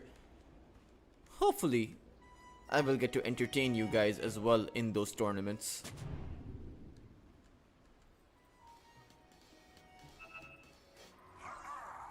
The breakdance from Shadow Fiend, oh man. I hate to be a pessimist, but a 29% win, a 27% win rate, I believe it was. It speaks for itself, right? 28.5% win rate. My bad. That 1.5% win rate. With that low of a win rate, you really do need to get the number right, I believe. Ooh, Jollibee finding that Observer Ward this early on. Not to mention, you did have 2 bounty runes as well. Nice little experience. I mean, the Bane will be hitting that level 2 very early on. Perhaps he should just give the first creep wave to the Gyrocopter. Make sure the Gyrocopter gets his level 2 and then come into the lane. Because you don't want to be stealing too much of the experience. You don't want to be too greedy with it. Meanwhile, Jollibee, he is a dead man. Too many poison stacks on him. His armor is going to be reduced as well. Boom Booey is going to come in for that final punch. But it's going to be Tigger who's going to be grabbing that first blood. An early start once again to C911 as InterActive Philippines. That did give a lot of experience away. I mean, 36 experience towards everyone. 340 gold going the way of that Dazzle as well. As Jed is also going to be hit with that Poison Sting, and he's going to end up going down. Does have that Rocket Barrage, though, trying to find that return. Will be able to do so, but will also end up going down. And I believe he went down first. So he's not going to have that experience going in. He is level 2 now. Tigger can't really make his way towards those crates, so he's going to lose out on a lot of experience. Jollibee doing a great job over here, getting that double kill as well. Oh man, those are 2 kills and 1, oh rather no assist going his way. As Ooh, Cassie falls towards that top side. So many kills happening. The metamorphosis not really being respected by InterActive Philippines. And you can't play like this. You do have the glimpse as well. He is trying to spot Momo out but won't be able to do so. Dawnbreaker will be safe. However, InterActive Philippines, they need to slow down the pace of this game. Now, the good thing is 13 lost hits have been found for that Shadow Fiend, and against the Pangolier, this is a lane that goes very heavily in favor of Yona. The Pangolier, because he is a melee hero, he is always going to be at the risk of eating multiple raises, and a 3-raise combination will mean his death. I mean, the raises are the highest magical damage output early on in the game. The damage stacks as you get hit by the raises. Not only you also get slowed down as well. Ooh, missing the raise there. But still has the bottle, so it's not going to be all that significant. Should just be able to farm here. Disruptor stuck inside of those shards right now. Momo is going to come in with a hammer, but it's not really going to find that stun. The Terrorblade will be able to turn it around. Meanwhile, glimpsing Cassie back. I'm not too sure if this is the right play. You don't have the snowball though. Cassie, meanwhile, will be able to get away. And 9 should really make better use of his mana. Momo is going to take a bit of flack as 9 and Z will be able to pick up the Lotus for C911. Over on the bot side, you do have the Lotus picked up by Jollibee, as that will mean an early start, early sustain coming out for InterActive Philippines.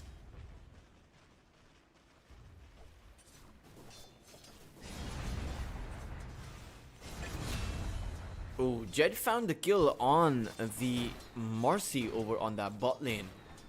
Impressive. As long as they can keep their this kind of momentum up, they should be on a good trajectory for that early to mid game. And at the very least, if the Shadow Fiend wins, it'll be a 30% win rate for the Shadow Fiend this this season so far.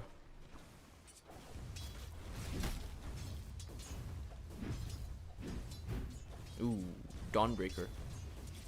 Missing the banner creep there is going to hurt him quite a bit. Also missed that creep, second creep, and is currently, as far as the cores go, the lowest CS being found on this Dawnbreaker. Jollibee, meanwhile, continuing to win for his team. Able to take out B-Buy, and with the last hit discrepancy, the last hit difference here coming out in favor of the Shadow Fiend, this is a 1 lane. Yona has not only doubled the CS of that Pangolier, has 10 denies, as well as the fact that he just got a kill. I mean, the Bane got the kill, but he got the assist, right? This is a great start for InterActive Philippines. They need to continue with this momentum. Ooh, he was trying to find the raise there. Meanwhile, Cassie died over on that top side. Again, those are 2 deaths for Cassie. And you can't be giving this many kills away to the Terrorblade. Jengi will be having a great lane as well as the Gyrocopter and the Shadow Fiend are. Momo, despite of the Dawnbreaker pick over here, limited amounts of potential to actually take down the Terrorblade, even though you have the Tusk. The tag team is a natural synergistic mechanism with any kind of a melee hero. The problem is Dawnbreaker doesn't exactly have a very high attack speed. 9 and Z will be able to find the glimpse, keeping himself alive just for now. You don't have the snowball, but with Jollibee coming in towards that backline, an easy brain set to clean up that Terrorblade, and 9 and Z will also lose his life here. 2 kills being found by the side of InterActive Philippines, but C911, they come in with the response. Tigger is here with that position 3 Dazzle. Will be able to take the Dawnbreaker down, but Jollibee finds the deny. This lad is doing overtime for his team. The Tusk to throw out the shards in a bit of a desperate attempt to get away, but I don't think he's going to be able to make it out. Does not have a teleport and will be falling down. So C911 overall, in exchange for the 2 heroes that they lost, they will only be able to find 1 kill. InterActive Philippines were able to find the deny there. Meanwhile, Yona is going to get a glimpse back over here. The question is, can they actually find the kill? B-Buy has the swashbuckle, but Yona has the Requiem, but Boomboy comes in with the Marcy, with the dispose. And will be able to take Yona out, equalizing this laning phase as long as B-Buy can farm up these creeps. Jollibee is here with the Bane. So far, he's been having a great game, and he will have an extremely early level 6. In fact, I don't even think the experience from the Shrine of Wisdom will go towards the Bane here. It's going to go towards Cassie, and whoever picks up the Shrine of Wisdom, Jollibee is actually equalized in terms of experience to his own offlaner. Dire's bottom tower Is has towards fallen. this mid lane, wants to be getting the Nightmare off on towards that Disruptor. And it's going to be a 2-raise combination Disruptor. Oh, in fact, it's going to be a Requiem to come out from him. A 2-raise combination to take him out. One Shrine of Wisdom each is going to be the way they go about it. And sure enough, Jollibee picks up that experience though. Or rather, he doesn't pick up that experience. Momo actually got the experience along with the Tusk. Cassie, who has hit his level 4, does have his snowball up and ready now. Dire's middle tower Looking at the is net under worth, it is that Gyrocopter Jed, who was able to farm up pretty fast on that Templar Assassin in game number 1, and now continuing to farm up on that Gyrocopter. Meanwhile, Solar Guardian to come out on top of Yona will provide him with that heal and will be able to take B-Bye out. Disruptor finds the glimpse, sending the Dawnbreaker back, but I think he's going to be more than happy with that one. Meanwhile, however, you do have Tigger who's come in.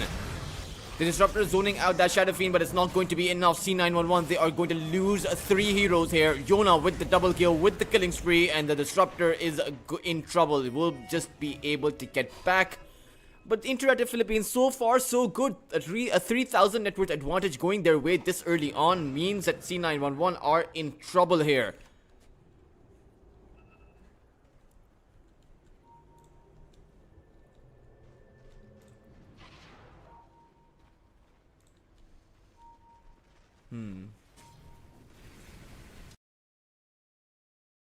Dire are scanning. B-Bye. He's going to end up Nightmare. There you have a Brain Sap as well as the Rages coming in. This time around, you also have that Black Hawk that's going to join the fight. Jed comes in, is going to be sent back by that Glimpse, but is again going to be happy with that. Just being sent back to the lane after he got the experience from that kill that happened earlier on towards Pumbui and the Pangolier. Cassie, of course, is here. Yona will be able to grab himself up another double kill. C911, they are just throwing bodies and they are dropping on the floor. Got it.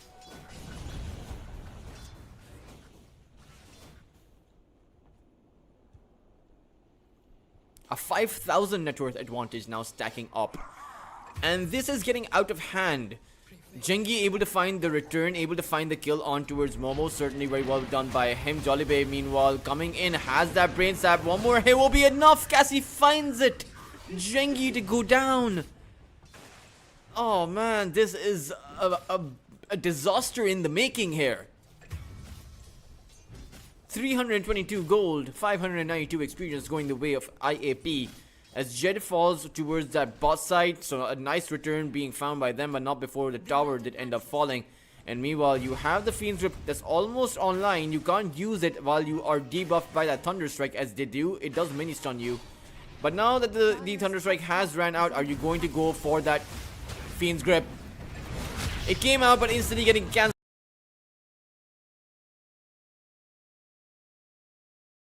out though. Meanwhile, you have that Dawnbreaker who's going to try and drop down with that Solar Guardian. Won't be happening. He got stunned up. As this means that C911, they will be able to turn it around. It is a 1-for-1 currently. The Nozzle projection is going to run out. Of course, you do have Yona coming in. He has that invisibility rune. And they don't see this. B-Bye, however, is with that barrel roll. Yona needs to find the correct position here. Trying to unleash that Requiem, will do so as Jet comes in. Does have that cooldown, or rather does not have that cooldown. It's on cooldown right now. But they will still be able to find Tigger here. And Jengi really needs to make his way towards the outpost. Just go the other side because you can't stay in this lane. Not against the 3 heroes present here. Cassie to head towards that Terror Blade. We'll see the footprints Radiant are of that scanning. TB. And we'll make it towards the other side of the outpost. Dire's top tower is under attack.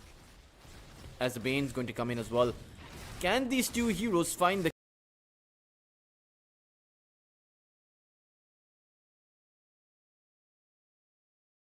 kill here is going to be the big question. Jollibee can't get in range, that Cassie was spotted out as well, as Jengi will be safe to farm here.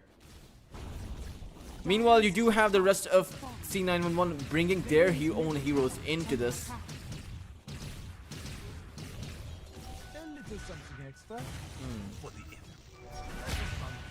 Ooh, a Walrus Punch on 9Z to start things off with, but this Tusk is surrounded here. He is going to die. Not really too much that he can do. The Nightmare trying to bring him towards that low ground won't be successful. The Static Storm for good measure, even though it is a bit of overkill. Meanwhile, you have Jed continuing to farm up. There is 6,500 net worth available on that Shadow Fiend, 5,500 on that Gyrocopter, and this lead, even though C911 have done a good enough job at stabilizing it, they still need to bring it down further. And perhaps it's going to come at the back of this rotation on this Dawnbreaker, Marcy and the Terrorblade. Boombui and Jengi. They go in, they miss the dispose though. As that means Momo may potentially be able to make it towards that low ground. It's going to be dragged back by that dispose. The Pangolier is going to come in with that Rolling Thunder, and that's going to be a kill being found by Jengi. Bringing the Terrorblade back, equalizing the net worth of these two carries. So at least your 4 Protect 1 draft is not suffering. Your team may be suffering, but not the composition itself, as you will have a farmed up Terrorblade versus a Gyrocopter. The problem happens when Jed will be able to build his Scepter, as that will accelerate his farming speed quite significantly through that side gunner. Cassie, Walrus Punch on towards 9NZ, but Marcy will be able to reposition. Meanwhile, the Nozzle Projection comes out towards the side there. As the Tusk is in a lot of danger, you don't have the Rolling Thunder available quite just yet, but with Yona coming in, the Snowball will be able to dodge out that Static Storm as C911 disengage from this fight. There is not much to be found after you've used all of your ultimates up, and with the Pangolier's Rolling Thunder on cooldown, there really isn't much you can do here. Shadow Fiend, do they want to be going back in towards that triangle? The Rolling Thunder is still on cooldown. Jollibee has his Fiend's Grip at the ready. They see them. He's going to go in. The Snowball is going to stun up the Marcy. Meanwhile, Bibai is going to eat a Fiend's Grip. He is going to end up falling. The Solar Guardian to come raining down as well. It's not really going to catch anything, but it was a nice insurance policy to have in case C911 had the wrap around you. But right now, it is InterActive Philippines who are winning this game by a hefty margin. A 4,000 lead right now, which has been the case for the past few minutes, but Shadow Fiend has the Yasha, and Kaya will be making his way towards that Blink Dagger, and this is one of those Shadow Fiend games which is currently working out. I can't promise that it's going to stay that way, because he does have a lot of utility against him, particularly as you get more items up, you get more levels up on C911. The Marcy, who's making his way towards that Solar Crest. Meanwhile, the Dazzle, who almost has his Scepter, just needs one more component off at the Point Booster. And you have Bibai, who has the Diffusal Blade ready up on him. The Montosile almost built up on Jengi, and the Disruptor going to go for those Arcane Boots. They were trying to make a play towards the Shrine of Wisdom. Won't be able to find the Shrine of Wisdom, but perhaps they'll be able to see the Flame Trail here. Bibai activating his Rolling Thunder will make its way on towards Momo. The Fury to be unleashed by Boombui, but the Blade Mail is there. Meanwhile, the response is coming in from InterActive Philippines. Can they keep Dawnbreaker alive? They can't. However, they can potentially fight their way inside of this. The Static Storm plays down on top of that Shadow Fiend, and he is going to die. An unstoppable streak going the other way, and this was the problem with the Shadow Fiend. Against the silence coming out, there is nothing you can do. He's just going to give away 700, or rather 1,000 gold. The other side, C911 will be able to pick up the tower as well. And this entire lead has been brought to 0. It is nilled up. The graph, the network does show 2,000 in advantage of IAP, but make no mistake about it. They will pretty soon end up negating this lead entirely, as Bane is also going to fall here. Jollibee does have significant net worth to his name. Being comes back, 9NZ now on a killing tree himself. And pretty soon, this less than 1,000 net worth advantage over IAP is going to turn the other way. Oh man, this was a disaster for C911. And this is only the beginnings of the disaster, because I don't see what Yona will be able to do on this Shadow Fiend. Against the Static Storm, all Disruptor really needs to do is plant that Static Storm down, and you cancel out the Requiem completely. You cancel out the Shadow Fiend's ability to dish out those raises. Bane, Jollibee is going to cancel the TP for good reason. Don't want to be coming into a slaughter.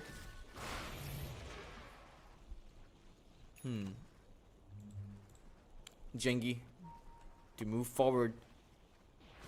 You have Cassie, you have Yona on that high ground, and unfortunately the Terrorblade is all alone over here. He just has the Marcy beside him, who will reposition. They might be able to find the Bane. Not even that. The Sunder does come out though, and that will give enough time for the Normal Projection to come in to try and assist Gengi right now. He is trying to fight against the lineup of IAP, but they won't be successful. He will end up getting taken down. He is trying to teleport out. He will make it out. What a disaster for IAP. They should have been able to take the Terrorblade down, but the Grave coming in from that Dazzle and the teleport, no way to actually cancel it, because 3 of the heroes were stuck inside 9 Static Storm. The whole team coming together to keep their Terrorblade alive. However, that was a bit sloppy coming in from C911. They only had the Marcy besides their Terrorblade, as that could have gone horribly for them. Unfortunately, InterActive Philippines weren't able to capitalize on the mistakes that C911 were making in that last maneuver. As letting the Terrorblade go, that was a significant advantage that you could have gained for yourself. Now Bibai, he sees Jed incredibly low, will be breaking all of those trees, but eventually he will spot out that gyrocopter who he is pushed out of that shard. But with Sad here, with Gengi here, with his metamorphosis, there is nothing to be found for IAP. Yona is going to be glimpsed back, as Gengi, he really wants that one kill. The Brinic Dagger going to be disabled by that Shadow Fiend, and he is going to be brought down. His soul to be collected by the Terrorblade instead, as the Bane loses his life towards the mid side as well. This is a disaster. 9NZ has the glimpse, and it is going to be a full team wipe coming out from C911. They will manage to destroy IAP, dismantle the Philippine squad, as 20 and 21. The lead now, what did I tell you, is in the favor of C911.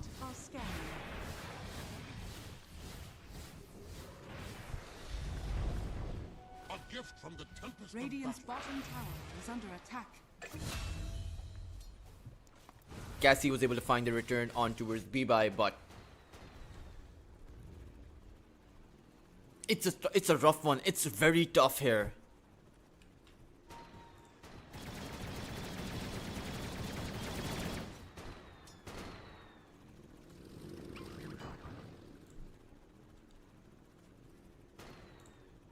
A Chrysalis readied up by Jed, but he has fallen so far behind compared to the Terrorblade, who was able to come into those fights earlier on. I mean, he has a Monticello Dragonlance at the ready. He has about 12,500 net worth, a full 1.5k ahead of the gyrocopter. And he will spot out Jed here. He does see him. He doesn't know that there's a Tusk right behind him. The homing missile is going to get taken out. He is going to chase after the gyrocopter. Jed is going to get glimpsed back into the Static Storm, and the Marcy and the Dazzle are going to descend upon him. The Sunder to come out on the Tusk, keeping Gengi alive, and that is a dead carry. Jed is to fall. IAP, they are on the back foot.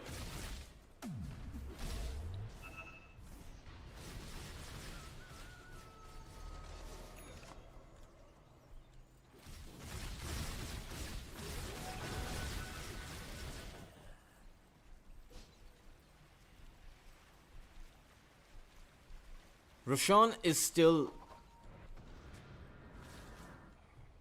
unavailable, actually. I wonder who got the Aegis. I don't remember Roshan actually. Oh no, Roshan never died. I'm glad I'm not losing my mind, guys. He's just gonna toss everyone away. But now finally, inside of that Roche pit, InterActive Philippines, they have an important decision to make, and it seems like they want to fight here. They don't want to capitulate. C911 though, they're going to go for a smoke of their own. The Marcy is going to be breaking her smoke, so they will see at least the Marcy. However, they don't know that there's a Shadow Fiend over on their triangle, so they can quickly get pincered here. Snowball to come on towards Bibai. The static field is going to hold him in place. Meanwhile, Yona still waiting towards that high ground. He wants to be blinking in for a Requiem. I don't think this is enough damage though. That's the problem. And if he throws the Requiem out towards that outside, but they find the Fiend's Grip though, and the Requiem raise combination, they take down B-Bai. Unfortunately though, they might be paying for this, but perhaps not. The Solar Guardian is going to come dropping down, the Call Down coming down as well, the Grave's been used up. Jengi to die instantly in this fight as C911, they collapse here. IAP coming out with that big brain play, coming out ahead and maybe even able to take down Roshan, bringing themselves back fully into this game. What a play there. I did not expect this much potential to come out from IAP. That was a pleasant surprise, and shout out to the Bane as well as Yona. I mean, just that combination, the Fiend's Grip as well as the Requiem of Souls. I mean, sure, C911 made the mistake there of their Pangolier going too far back near the triangle and coming in range of that Fiend's Grip. But there was no way of knowing that IAP were towards their high ground. There was no information gathered by C911, so IAP had the jump on them. And if they can make this play again, their lead, they will be able to cement their lead here. Sure enough, the Gyrocopter will be able to catch up to that Terrorblade. Not like that though. Not like that. Like that, if you keep playing like that, then the Terrorblade will be ahead. Will keep himself ahead. In fact, he's currently ahead.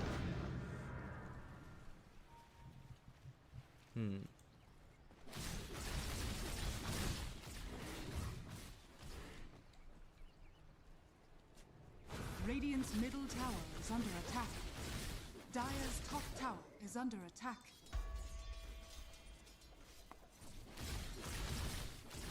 A 5-man smoke, or rather 4-man smoke.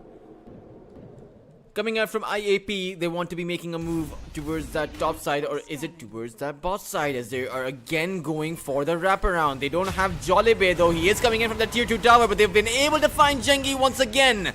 The Static Storm is just a bit too late from C911, as they won't be able to do anything with it. He will just be teleporting out, but they have found the big fish. They have found the Terrorblade, the whale that they need to take down. And they will find him.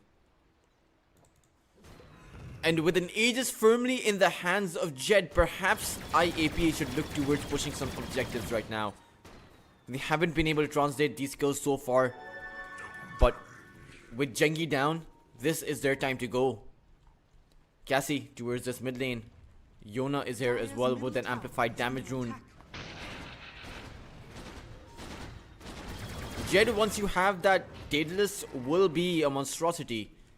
Adding in some extra measure on his helicopter, or rather his attack chopper. Now on towards the tier 2. The question is, do C911 defend this? If they lose this series, then they're going to be eliminated from the tournament as well. If InterActive Philippines win, they're still not proceeding to the playoffs. This is incredibly ironic how the scoreboard has ended up. Still do have 6 teams to head into the playoffs though. B-Bai towards the side is going to initiate upon Cassie. The Fiends, or rather the Nightmare, unable to bring him down towards the low ground. The Static Storm is going to be placed down on the Tusk as well. And that is a bit of an overkill for just one hero. Dire's bottom tower is under attack.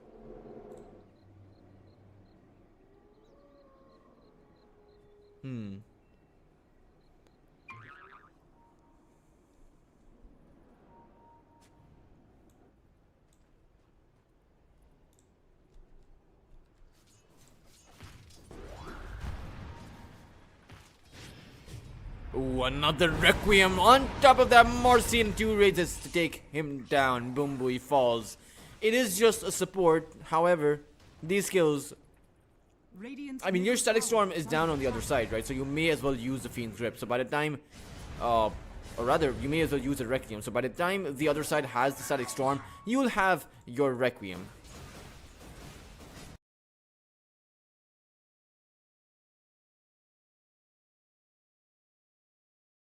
With a bit of difference, of course. Jed now wants to be heading on towards another tower. Ideally, they should be taking down another tier 2. You can't play this static. You have an entire Aegis, and taking down one tier 2 tower in the 5 minutes of that Aegis is simply not good enough. You need to cement your lead right now, and that's what Jed is going to do. Heading on towards that top side, on towards B-Bai. The Pangolier missing that swashbuckle. Needs to be a bit careful. Cassie is gonna come in with that walrus punch. The homing missile hit him as well. And that Pangolier is dead. Didn't see that one coming. That was one punch that knocked him out. 28 and 25 right now. 8,000 for net worth advantage.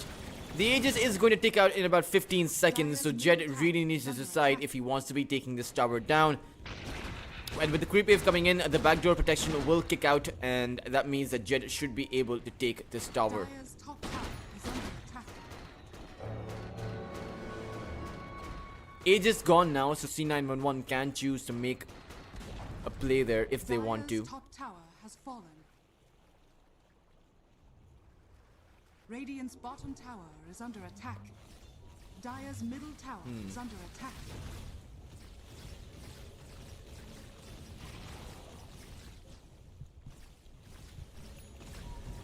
Shadow Fiend, he's teleporting into this fight. Cassie is able to hold that Terrorblade in place. Meanwhile, you have 9NC coming, but the Static Storm's not going to stop that Shadow Fiend. He was able to get the Requiem off, but Jengi was just able to disengage entirely. Meanwhile, it's towards that mid side where another fight was happening. The Gyrocopter able to exit thanks to that BKB, but it's a full 9-second BKB.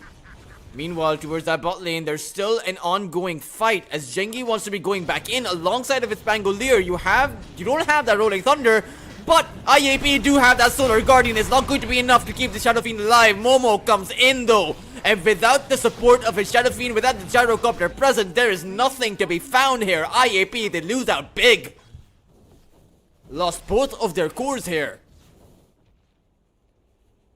Gyrocopter, the only one Is under attack. alive in that team fight, but the only reason he's alive is because he wasn't even in the fight.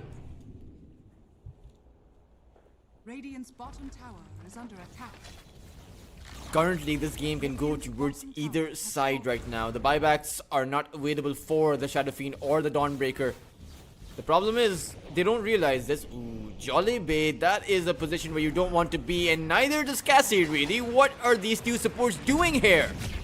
We'll find the snowball on towards Revive, but unfortunately, they are going to lose their lives here. Two heroes to fall. At least they were able to draw away the attention of this Terrorblade away from their own high ground. Radiant's bottom tower is under attack. But the only thing they did was draw attention towards their tier 2 tower, which is going to fall here. The glyph is going to be used. Surprisingly, you won't have that one for another 5 minutes. Radiant's middle tower has fallen. Gyrocopter on his way towards creating that butterfly. Jengi already has it though. And once you have that Io Skadi up, you are going to hit the point of no return for C911. They will be stronger. Sure, the Gyrocopter has the Daedalus, but against an Io Skadi, the Satanic that eventually comes out from the Gyrocopter won't be able to do too much because the Io Skadi slow coming in, or rather the healing reduction coming in, is pretty overpowering. Ooh, Yona. Yeah, he's just going to teleport away.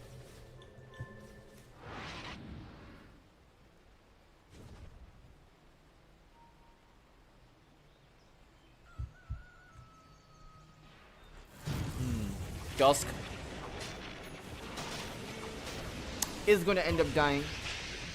Rode you down.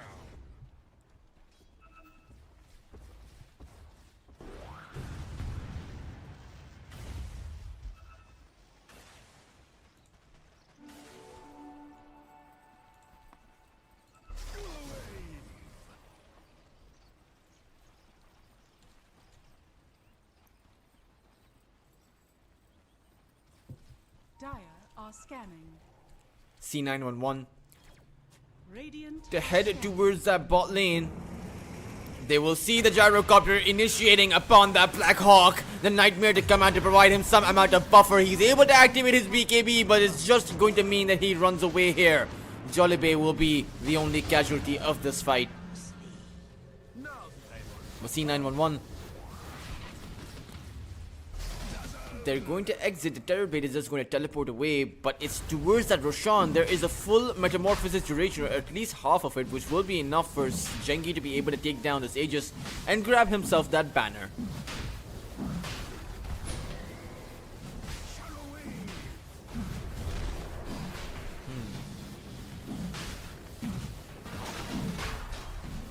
Roshan to drop the Aegis there. And with the Aegis firmly in hand, IAP, they are on the back foot right now.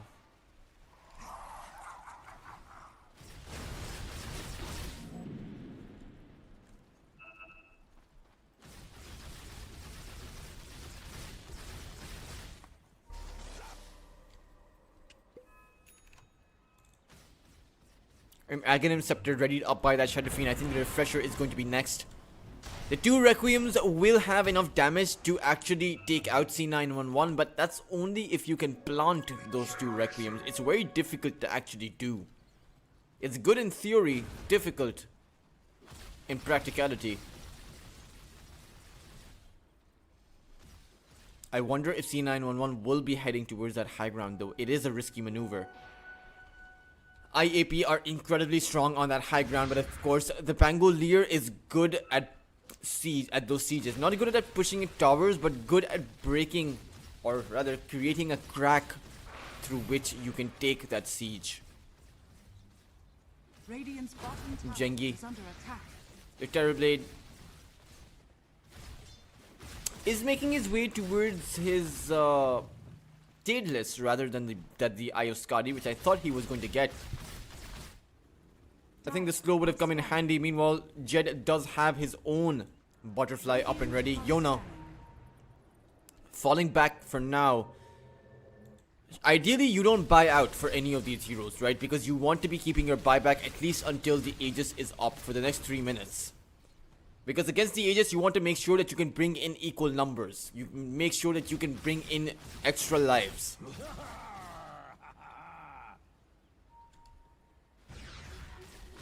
Radiant's middle tower is under attack.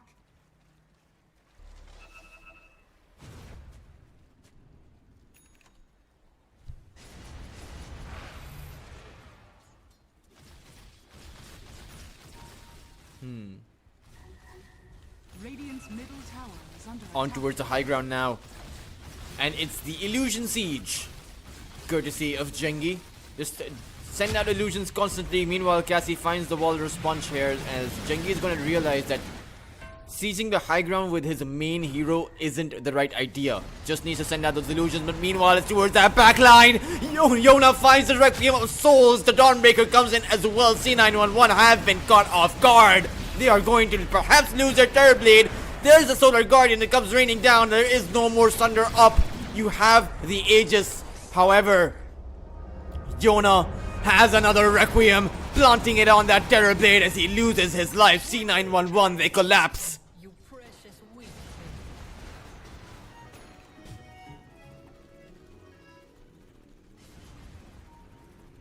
InterActive Philippines, a full 9,000 net worth advantage, and time again, IAP are able to get the better of that.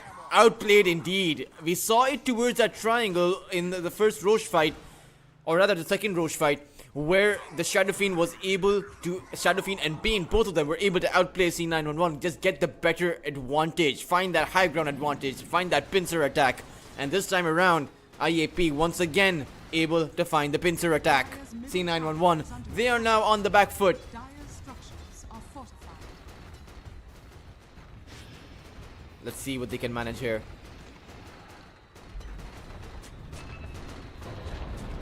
Nozzle projection to go out. Unfortunately, no buyback on that Terrorblade. Disruptor is going to end up getting caught out though, but the Marcy's reposition is going to come in. Cassie, is he going to get a glimpse back here? You do have the glimpse, but the call down is going to come raining down Hellfire onto her C911. You have the Solar Guardian dropping down as well.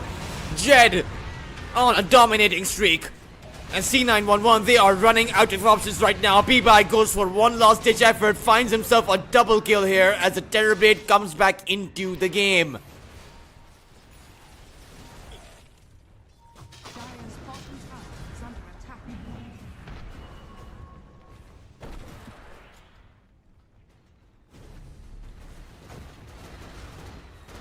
It's on towards that second lane of Rax, and without your buybacks, what do? You do have it on the Marcy though. And the Solar Guardian being down for about 30 seconds means that IAP, they disengage. But this is their game to win. They can do this right now. They can take this series.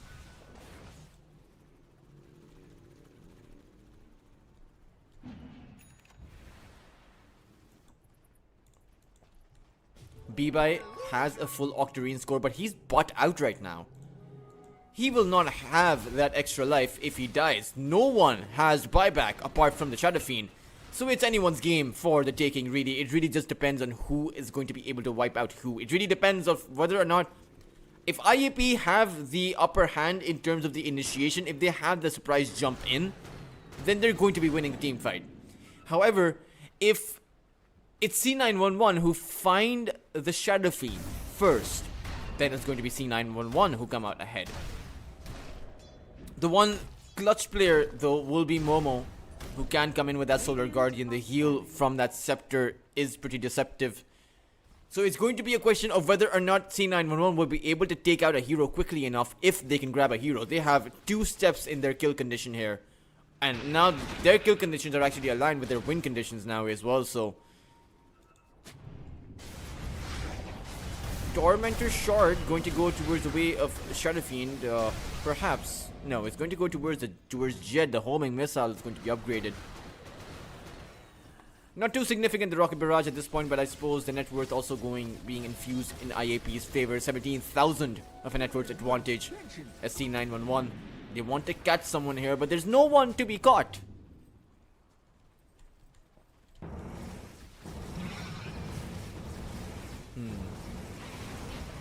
Rolling Thunder to go out. The Static Storm is going to be placed down as well, but it's not going to be doing anything. All of these ultimates, they have been pretty futile. Jed able to hold strong over here. Yona goes in! The Requiem of Souls, the Solar Guardian going to drop on top of C911. They collapse here. They don't have anything to do in this game anymore. Full team wipe coming out. And this is probably the beginning of the end. There is not a single buyback in sight. Only Jengi has it, the Terror Blade. But there is no terror to be found. InterActive Philippines, they are just going to head on over to the throne here.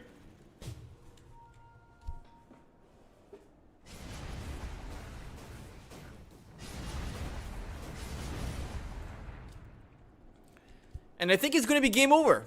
I really don't think without any of these buybacks, the only one being the Terror Blade, how do you even defend this? IAP may have been eliminated from the tournament, but they have gone out swinging. Will be able to take this series win.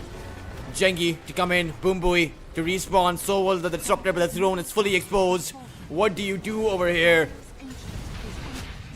I think the Gyrocopter doesn't even care about this. He is just going to aim for that throne, and good game will be called. InterActive Philippines take this series. C911 will also be eliminated from this tournament, and both of these teams, despite making this a very entertaining series, because a very entertaining series overall, so back and forth with so many of these skills happening, it is at the end of the day about how many games you win in that round robin.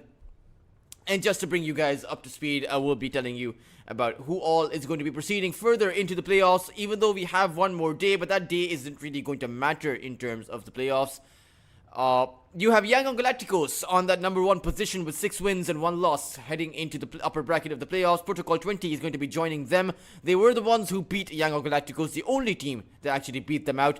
Meanwhile, you have Carstensen XL, who will also be going to the upper brackets. For the lower brackets, you have Future Esports as well as the Copites, and C911 and InterActive Philippines. They have come in 7th and 8th in the group stage, so they will not be proceeding further, but I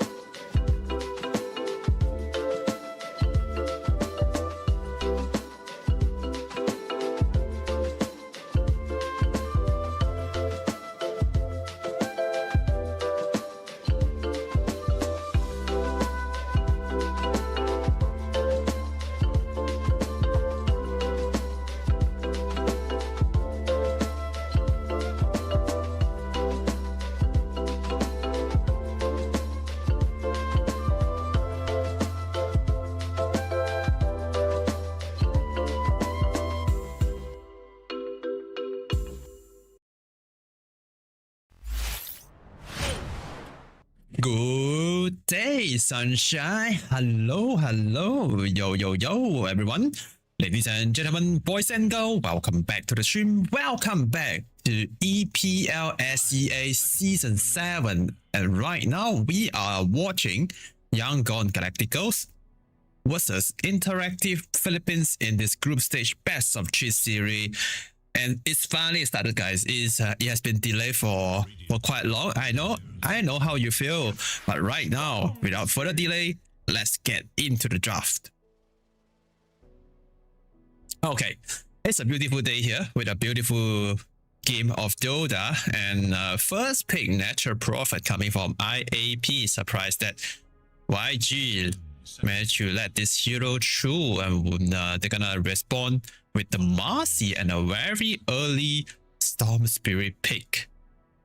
I feel like it's way too early to pick this hero right now, and let's see what IAP is gonna pick now. They're gonna go for the Bane. It's a hero that with good lockdown. Also, he could drain his mana with the Fin Grip. Yeah, it's a good lockdown, also able to steal his mana. Even the hero didn't manage to kill him through the grip. But it is if managed to get like full duration off, it still managed to drain quite a lot of the Storm Spirit mana. Yeah, so it's not a very bad hero. By the way, IAP because they were late, so they got some penalty time on the drafting. That's why you can see there's only 8 seconds left on the reserve time. And SF pick coming from IAP is a strong laner now, and as in the capable playing it as a carry and able to flex it in the mid lane as well. It's a solid flexible hero in this meta. It's pretty decent. And here's the Silencer to protect the Storm, to counter the grip. I feel like Silencer is one of the easiest hero to execute, to make this hero have big impact by just pressing one button and one button only. Yeah, one button only. This hero done like 70% of his job. It's really good. Yeah, it's really good. Has the potential to just counter any big channeling ability like the Bane Grip or the maybe even the Vacuum and Tarot Blade. So it's a good hero because it's an illusion hero. He has multiple unit, and it's good against single target hero like Bane, and the reflection is good versus the SF. Steal his the minus armor aura, and IAP. They go for the Mars. So for some extra crowd control, it's a decent hero against TB in the team fight because of the arena. It's gonna block a lot of like the attack projectile if he keep the TB in the ring or outside of the ring. 5 seconds remain. Yeah, because even the main hero by BKB, right, he can walk through the wall or walk into the ring, but the illusion can't. So the main damage output, like half of the damage from Terrorblade is come from the illusion. So that's why TB don't enjoy playing against hero like Must. The last banning phase, they ban out the Dark Willow. He's one of the best partner with Must. It's just a solid follow-up control. And Beastmaster ban is another good hero, good offlane hero now in the meta with the help of Overlord build.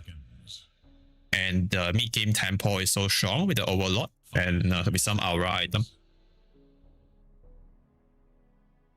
Okay, 2 more bans here. NP still can be the carry and SF can be the mid. That's why they're banning out 1 more support. And I think is Shadow Shaman banned? Yeah, Shadow Shaman already banned. Lion could be a Lion or something like a good disable hero to deal with the storm can be nice. So a Lion ban is okay also, because if this MP is carry, yeah, they definitely need one more core. I mean, need one more support with disable to control the Storm Spirit.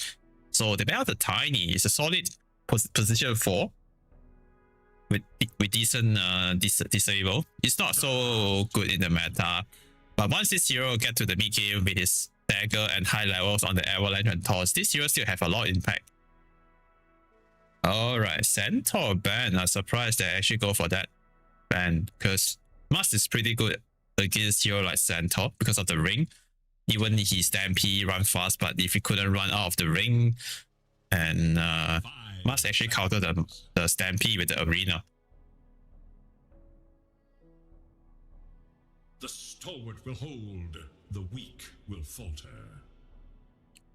Last pick. There we go, Lion. I guess we call it. And right here, they need an off laner.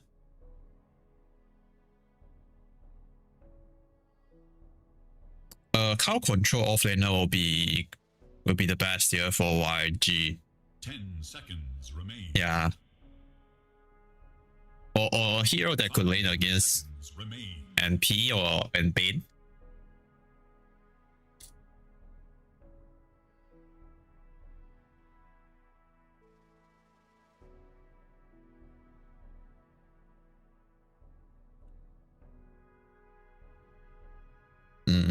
Darkseer is in the pool, but I'm not sure if Darkseer good. Oh no, Darkseer is banned. Yeah, Darkseer got banned, so forget about that. And not much cow control left. They can go back for the classic, the traditional offlane, TIE Hunter. Oh, Venture Spirit. Okay. With the Scepter build, it's not that bad, right? Because he has the potential to start the fight or save someone. And it's a good, the swap or the stun is pretty good against hero like Bane. Yeah. And the aura is gonna buff the Terror Blade a lot. Also the minus armor Terror Wave. Is it called Terror Wave? I think is it. Yeah. Oh wait. You actually go for this the other facet that we don't see a lot. Avenging missile.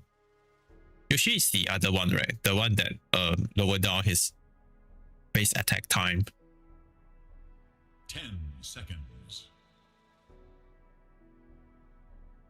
Yeah. 5 seconds remain.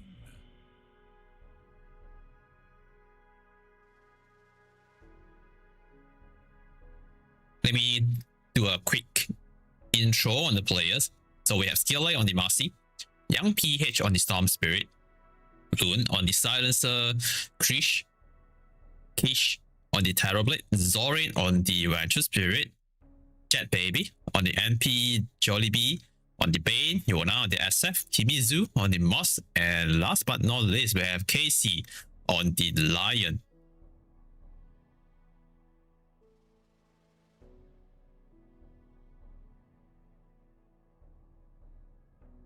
I'll prefer, to be honest, I still prefer YG draft.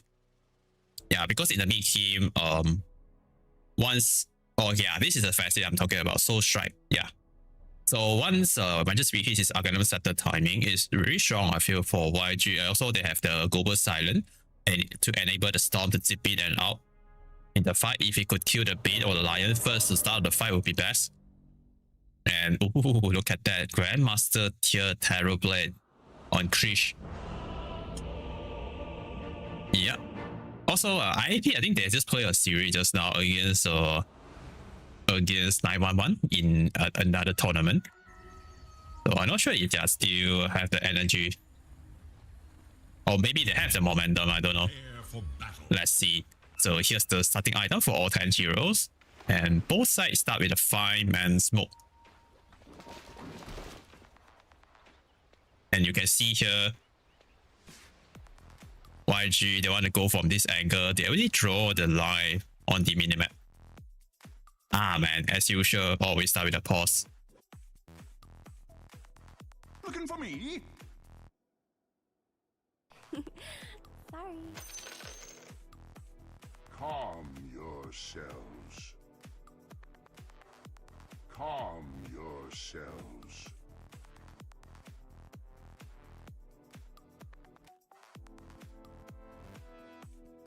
Your own first enemy.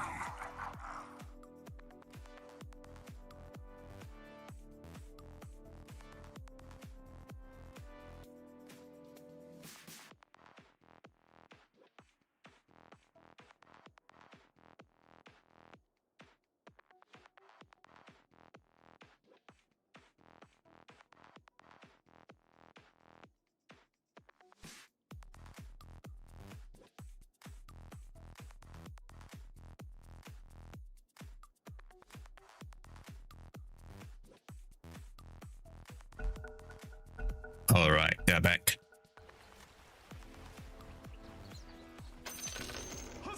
Some all chat here, and the game is gonna start from here with YG 5 heroes running into the dire triangle, and KC in a very good spot to break the smoke. Yeah, and oh, they're actually peeing it out. They know exactly where's the heroes, maybe. Okay, let me show you the Radiant Vision. Still leading a chance to see a lion right here, but a 3-man stun from KC. But the dispose connect into the slow, into the right click, and young PH getting a first spot here on KC to start off the game. Oh, also they check the ward, and they know there's a ward right here, and sentry, any sentry. Okay, they drop it, and they found the ops. Perfect. First blood, and managed the one observer in the middle. Perfect start for YG, and both sides get 2 bounty runes to start of the game. Storm Spirit is gonna have a free bottle. Yeah. And there's one other observer right here. Very interesting observer, because I don't understand what's the purpose of this ops yet, because like YG hero, they don't utilize, their heroes can't clear stack. Maybe Storm can clear the hard camp stack a little bit, but yeah, the main hero, they can't clear the ancient stack. Storm secure all 4 CS with his spell with a random, and bottle online, but it's currently in the backpack. Oh.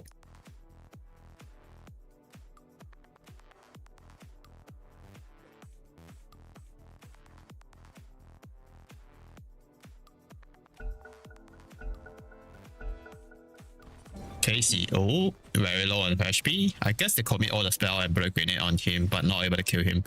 But it's gonna drop him low enough. Too bad for you.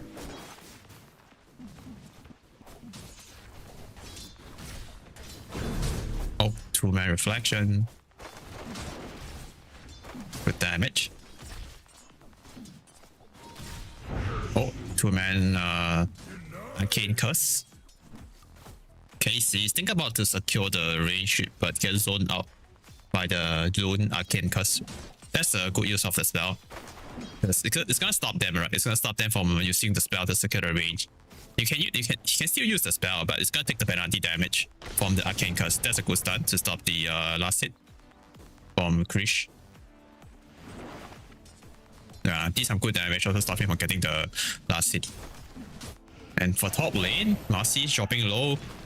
2 more hit, should be able to get that kill. Jollibee trade his life with with skill light. It's a 1-for-1.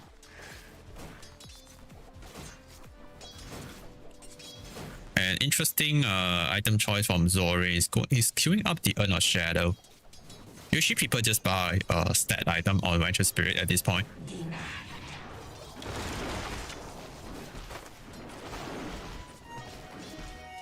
Yeah, ship up a Magic Wand. Getting more stat is always good on Venture Spirit. Also, one fun fact about this hero. This is one of the heroes that get demoted. I use the word demoted from Universal Hero. Yeah, he used to be an Universal Hero, but now he's edgy. Yeah, he's one of them who got demoted from the Universal type. With this facet, his attack base time, it just feels so good, man. And also, he's a melee hero, but behave like a range hero. That's why he can buy this Quelling Blade. Not just he can utilize the the damage. Also, you can use it to cut the tree against MP is very important. Mid lane, currently, Young PH is leading 19/5 against 15/1 on SF.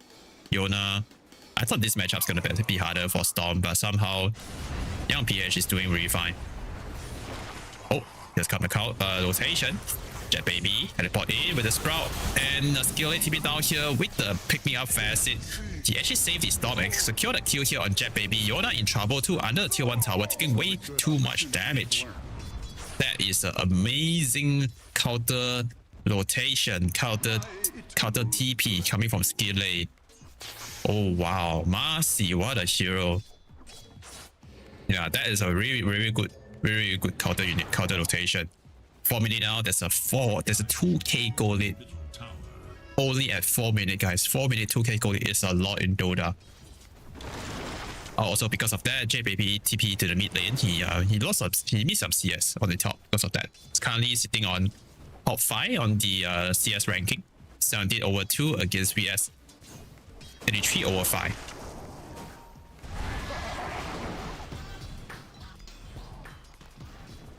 Nice pull by Skillet. Oh, get some damage from the Halberd. Undercrack.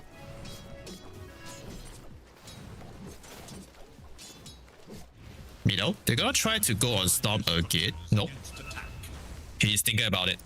Because level 5 on SF now with level 3 races is gonna like maybe one shot the Storm with triple races. But all he needs is a disable. But meanwhile on the top, Skillet, with VS. They throw all their stun, they throw all the spell, manage to kill Jollibee. And now that's the second night time, to be honest. It's second night time now in this game. And now here's the rotation. They want to Storm this time, can they get it? SF dropping very low. Might die to the Arcane Curse damage though. Let's try to heal up here with the bottle and looks like he survived with 12 HP. 4 heroes guy from IAP in the mid lane and the Sprout is gonna try to keep him healthy. Heal him up a little bit.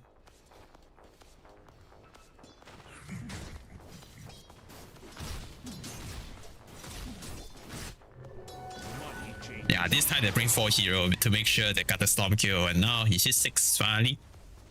It's very important to punish the Storm, to gank the Storm before he hit level 6. Especially during level 4 or 5 timing. This is when he struggled to... Oh, top lane, Bane. Oh, he couldn't rebound the allies. Unfortunately, and the mid lane, Bane. They found Lion, who tried to leech some XP in the middle and bottom. Oh, sorry, top lane. Terribly actually rotate top to get the kill. But Yona with the counter TP, with the Vacuum, he gets some kill in return. And Krish still getting chased by Jollibee. Can he get the spell off in time? He's gonna try. But he don't have a boot, it's in the stat. So I doubt he will get the... Oh, but with MP, Sprout and Lion here. Yeah, 4 heroes again for 1 hero. 4v1, why not? They bring the numbers and they got the kill again.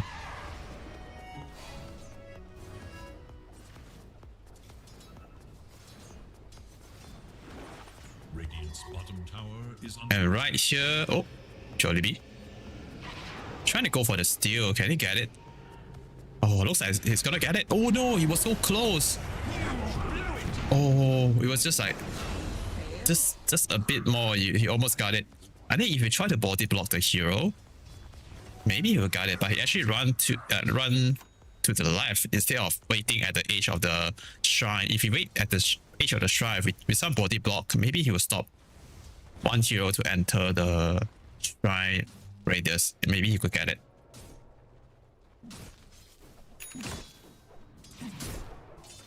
But it's okay. It's a good movement. It's a good try. Still, he forced like 3 heroes there, right? Yeah, it's still worth it to do that. Sentry, check the ops. Looks like he found the ops here. Radiant's bottom tower is in Power Rune about to spawn. Jet Baby TP to the middle Radiant are scanning for in a really good position. Dire's middle is under attack. But he sacrificed a lot of his farm, right, to do all this thing. Radiant's bottom tower is in danger. Dire's top tower is in danger. And meanwhile, VS is having some good time on the top. But not Shadow, Bracer, and a Magic Wand. Quite a lot of stat, pretty tanky. And now it's going for the core item, Radiant's bottom the tower is Scepter. under attack. Again, Scepter is a core item. Yeah, on off lane VS. Radiant's bottom tower is in danger. Oh, Shield Rune Should look to their top tower. on Young PH. Radiant's bottom tower And right here, Bane is tower is under attack. sticking at the Radiant Triangle. It plays one Observer Watch here. Little hope for Dire's middle. Oh, it's gonna get scouted now by the Observer right here. Storms really quickly zip to the back. Skill A followed with the stun, and Lune followed with the silent. +1 intel. For the silencer. And also Krish with a perfect rotation. Managed to secure the Meteor 1 tower with the Metaphor, but Arena combo into the vacuum. Oh, the damage is perfect. Chase stun from IAP is enough to kill Young PH of 100-0, even with the Shield Rune. And now it's YG turn to strike. There's no more spell anymore on IAP. They got 1 kill on Kimizu. Okay, at least they got 1 kill in return. Yeah, but that execution to kill Storm right there is perfect. And not Jollibee. Try to set up the kill on TB, but I don't think they could do it. And Storm, long zip. Let's see if they can get anyone. Global Silent to follow up to make sure they got all of them. They got the Lion, so they go for the next target, which is a Bane over here. And they're trying to get all 3 of them, and looks like they... Oh wow, perfect execution. And a very good play from Young PH. He zipped in, he initiated the fight, and he know that the Global Silent will have his back. They kill the SF, and they know the Lion is dead, so he just instantly went for the other target to slow down the Bane, allow the team to get all 3 kills. Yeah, that is perfect mana management and usage. Dire should Yeah, he didn't waste any time on any target. And right here, oh, they got Jet Baby in the bottom lane. tower is under attack. 11 minutes now, with 2k goal lead on YG and 62% win probability. They are looking really good. Radiant's top tower And right here on the top, in Rune on the Storm, start the fight with the random Kimizu. He has the Arena, but Zori is watching at the back. Stun, follow up. And the damage is enough. Yeah, 2 support even rotate top to make sure they have the number if IAP want to take that fight. 2-man smoke here from Yona and Casey. They have Requiem ready, so let's see what they're gonna do here. TB, oh, he might get found. Just 1 finger of it should be enough to kill him. Yeah, there we go. They found him. to know Dire's I think, is it because of this ops? I'm not sure. Maybe it is. This ops really watching him farming over there in the ancient camp. That's why they smoked toward him. That's a good kill. That's a easy kill actually. is under attack. Radiant are scanning for enemies. Radiant's bottom tower Oh, Haze Rune got denied by Lion. No bottle refill for Young PH. He's working on his Wishblade. Still need some time. And top Arena combo. But the Global Silent come in to protect VS the TP out a little bit. Can he make it out? Oh, I think the timing is wrong. Yeah, 4.5 seconds should be enough to TP out in time, right? But I think it was TP. I think he TP too late. But right here, there might be a fight. They found Casey, start a fight with the Hex. Looks like Casey has the faster finger, but skill is gonna focus the big fish.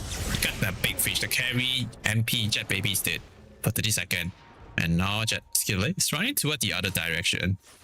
But there's another spoke play coming from Bane and SF. They have the grip ready. If they get the catch on Storm, that might be a kill. Dire's bottom tower is in danger. It looks like he's fine. But they can still go for... Yeah, they still have some time on this. Oh, looks like Lune's gonna break it. Place the ops into the Requiem combo. Follow after the Nightmare was set up from the Bane, and now there's no more spell. They get the SF kill and Soul Spirit. Oh, all the mana get drained out by the Bane, but that's okay. They can get, if they can get one more kill here, would be better. Oh no, they can't. They're running out of disable. VS wasn't there in the team fight. Yeah, he's still trying to farm his scepter. So it's gonna be a 2-for-2. But IAP start a fight with a smoke running up to the high ground, right? Yeah, so they actually used quite some time to get that 2 kill. And meanwhile, VS is farming on the top. On the hunt for Oh, radiant MP. forces. Wow, he stole the wisdom. And teleported to his own wisdom shrine jungle.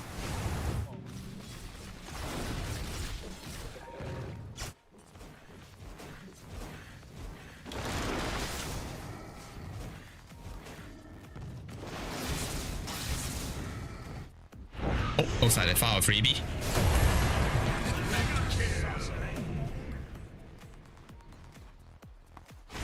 Oh, they saw MP here with the ops.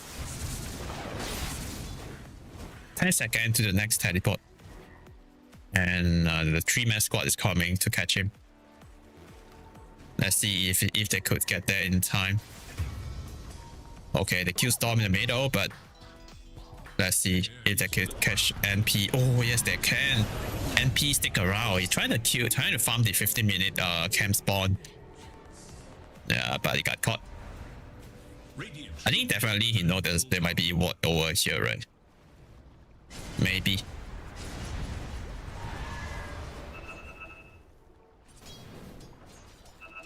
VS about to finish his scepter now. Just need 2 more pieces. Less than 100 gold. Yeah, I should be able to have it now after this camp. And top. NP is still trying to farm. He's kind of under farm, to be honest. And NP shouldn't be this low net worth because it's NP. Oh, bait. Going for the warding mission. I think they see him now when he hit the sentry. But meanwhile in the middle, and they're gonna go for Kimizu. But disable from Lion bought some time for Kimizu, but not enough. And SF TP down with a big Requiem. Control everyone here, but Zorain and the Global Silent kick in to make sure they get a big kill. Casey is watching, running around at the back. They can't take this fight.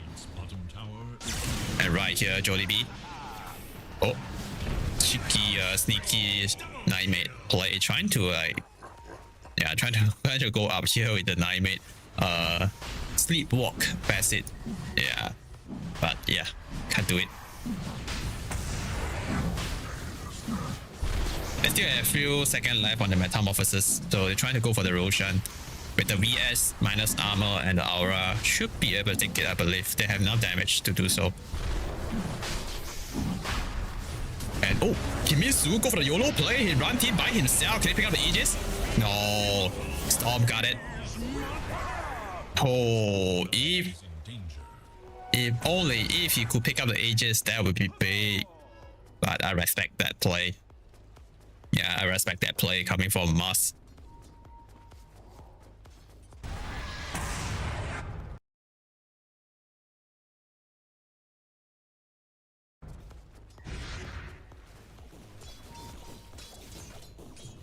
And oh, Yona. Ooh, triple raises. And into the Lion stun. That's a long range stun. He got the stun secure at the edge of his stun. They also got TB somehow, somewhere. And oh, Yona. I take down here. And Soul Spirit Aegis used, but now it's gonna respawn with 4 full mana and HP. Gonna secure the kill on the Bane. He used the grip at the last second before he died, but it doesn't matter. Then Storm kill him with the Reach Blade passive.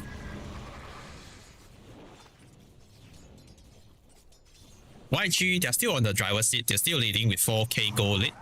And the graph is still on their side. 62% win probability. Oh, look at that, look at that. Yeah, that's the Storm favorite color. The pink color rune. Arcane rune. Pinky, pinky.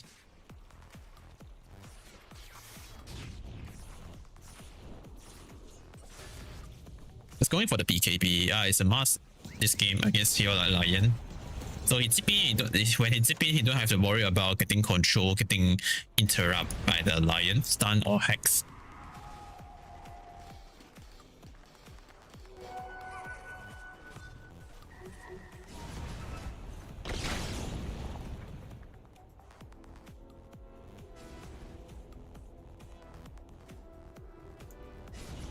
And looks like IAP, they want to control this side of the jungle. They deward one cliff ward right here and place one observer ward in the middle.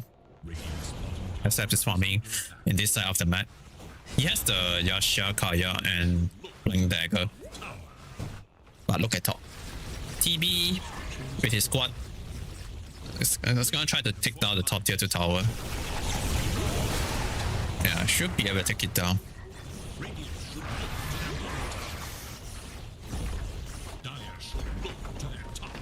Got mid lane. Try to trade the mid tier 1 tower and Zorin TP down first. They are looking for kill and they found Jollibee. Okay, there's a support down on IAP. They catch one.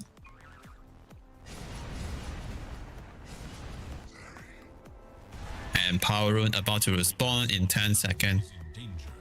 And looks like they want to push the middle tower. Yeah, someone draw the line here in the middle. Rune is gonna spawn top is the Invi rune. Krish Automata. Spawn all the illusions.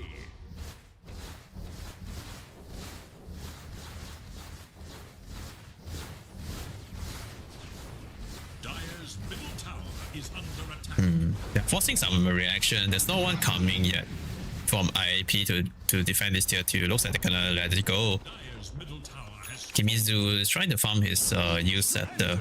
is under attack. Against Silencer is really good this game. Also, like, it could be a setup item right for his use into the using the spear.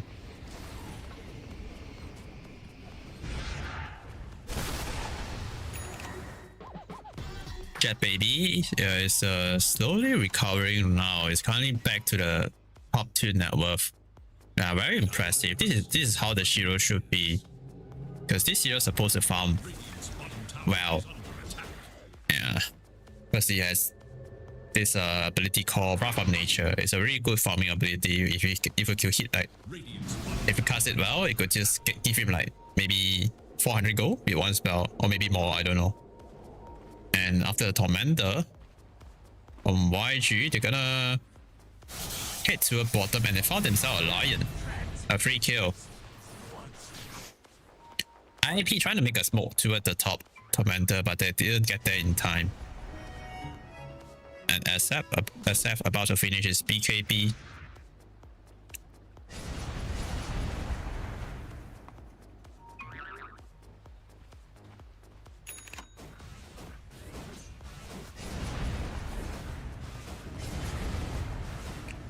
Dire's bottom tower is under And right here, Kimizu running around, but Skillet just got his BKB, so Kimizu can't really do much against Marcy now. You can press his BKB in time.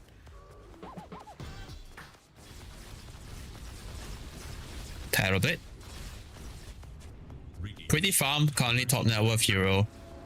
Manta, Dragonlance, Falcon Blade, Magic Wand, Power Traits, and Casher, Quelling Blade.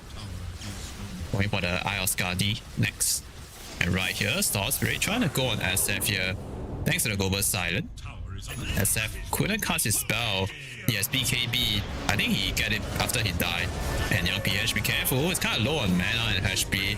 But it's okay. He has BKB and he has strength around him. A double kill for Skillet on the monster kill streak. And they are looking for more kill. Lion, he used the finger to finish the storm. But I don't think they are winning this fight. They are dying one by one. Triple kill for Skillet. Wow, the support Marcy is on fire.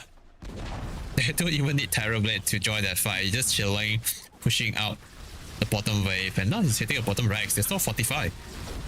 Yeah, there's no 45 on IAP. The Rex is going down fast. Yeah, thanks to this Demon Zero shot is really strong even during the melee form. And now they press the 45, trying to kick back. Trying to kick away, try and push away YG heroes. But oh, look at Zore. He's thinking about to go for the initiation. He could go for the swap now on Kimizu. Quick use scepter into the Requiem combo from SF. Can they catch anyone? Maybe they can get VS. But looks like they want to save him. They're trying to help him because there's a second life now on VS Storm Zippin. Going for Kimizu and Lion first at the side. And SF also getting zoned away by the Marcy and Terrorblade.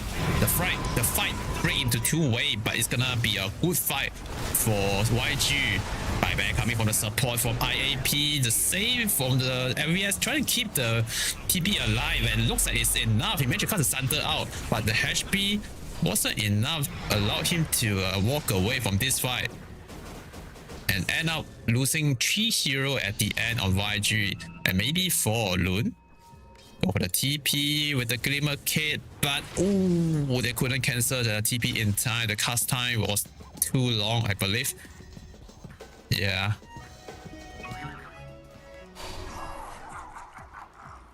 So 2 buyback on IAP support. Yeah, they punish the over-aggression. When they dive their base like this, they have to make them pay, right? And right here, YG. Okay, go for a big kill on the Lion. That's a big kill if they can get him. That's a dieback. No Lion for 70 seconds. A BKB and global use from Storm Spirit and Silencer to secure a kill here. Oh, Jet Baby trying to get the revenge for his friend, and the Arena catching 3 heroes here. Do they have the damage to kill anyone? Masiranti with the BKB. He has a Basher and secure the kill on Jet Baby first, and Kimizu is gonna be the next one. A double for TB. Okay, it's go time again for YG, and they are still looking for more kill. They found Bane here with the pick me up facet from Master Rebound. They got the kill on Ben. And so far, Yona is the only survivor on IAP. Yep. Buyback status? Sure. No one has buyback so far on Dire except MP maybe if we could get some bounties now. Yona. Because without getting the bounty now, they will lose at least at Mega Creep or maybe the game. Yeah, 20 seconds more for MP to respawn. It should be enough for Krish to take down this out Rex. Oh no. Okay, Mask Arena still on cooldown. It's gonna TP down here to set up for this fight, but the other Arena is kind of hard to combo with SF. Oh, they're gonna try to combo with Lion with the Earth Spike combo, but Lion, oh no, he loses all his HP to the Sunder from Terrorblade. And Mars is in trouble as well to swap the SF back and not gonna let him get away. And the double G job from IAP. A solid performance coming from YG here. Yeah, can tell they are the better team in this game number 1. By the way they play, by the way they move, the counter initiation, the counter TP from Marcy in the early game, in the middle. They know that the MP and the support is gonna come for the Storm before he level 6. And Skill A, he just, I think throughout this tournament, all the matches, all the series I cast YG, when I watch Skill A play, it just looks like one of the best post war in this tournament to me. But this is a best of 3 series. YG they take first game, but they haven't take the series yet. So stay tuned for game number 2, boys.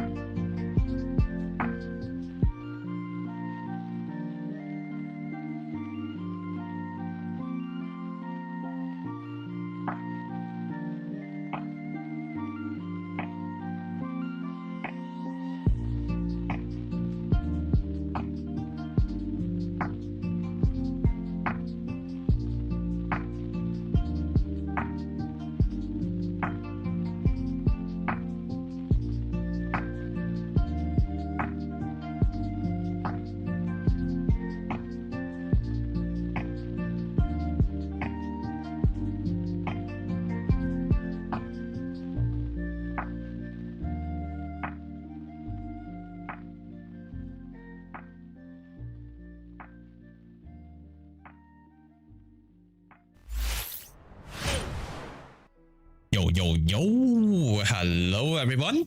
Ladies and gentlemen, boys and girls, welcome back to game number 2, IAP versus YG in this group stage best of 3 series. And the first game goes to YG. And right now, let's look at this game 2 draft.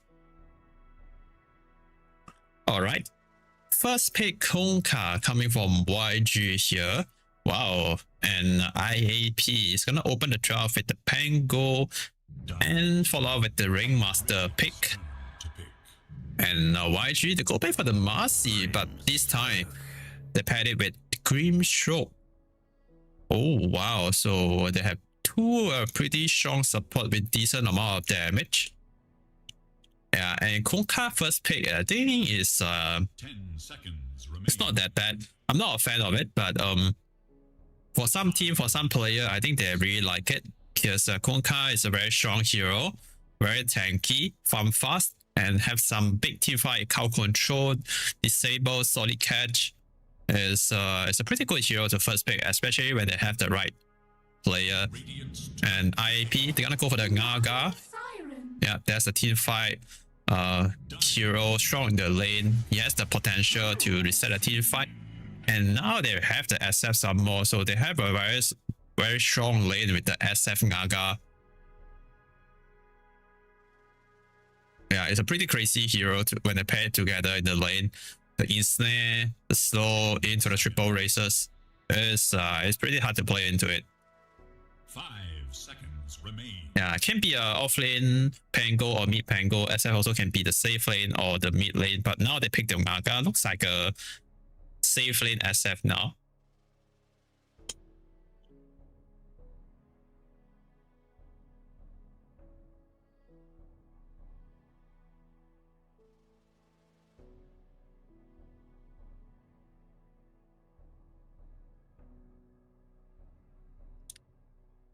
And right here, they need to pick a core hero, 2 core hero maybe, or YG. So assuming this is a support Marcy and Grimstroke. Dyer's turn to battle. And they go for the Puck. Wow. So I like the Puck pick a lot here from YG. It's one of the best hero against a mobile hero like Pango. Silent, the Dream Coin, the Leash is really good against hero like Pango. And also there's not much 10 card seconds control. remain. I think there's no card control so far on IAP to counter the Puck. And speaking of card control, they bound the DK. So that is one of the best hero. The single target stun Dragon Tail, one of the best spell, one of the best hero against a Puck. 10 seconds. Radiant's turn to ban. TA ban, okay. Yeah, it's a top tier carry hero now in the meta. It is Dyer's ban.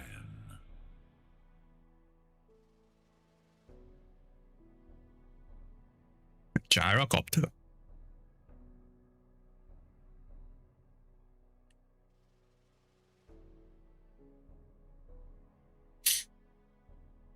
Ten seconds remain. 5 seconds remain.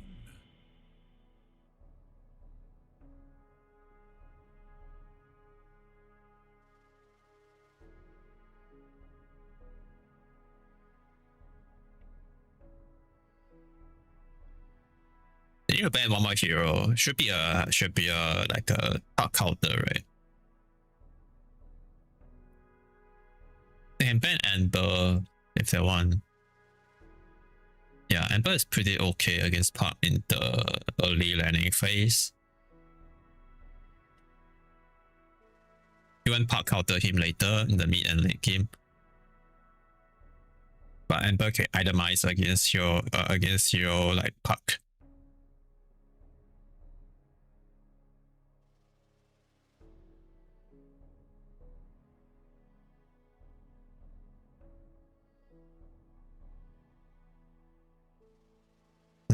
Can't think of any others better ban here for YG.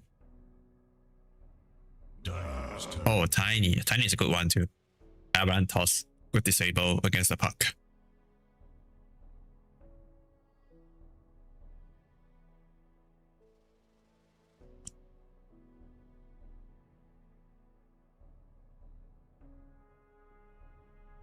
seconds. Radiant's turn to pick. Oh, wow. Wow. What? Void is not your Juggernaut last pick. Make the ultimate choice. Interesting. It's a hero that we haven't seen for a long time. So offlane Konka, mid Puck, and carry Juggernaut. And IAP, the last pick, the Void Spirit, that's the best counter against the Puck. Yeah.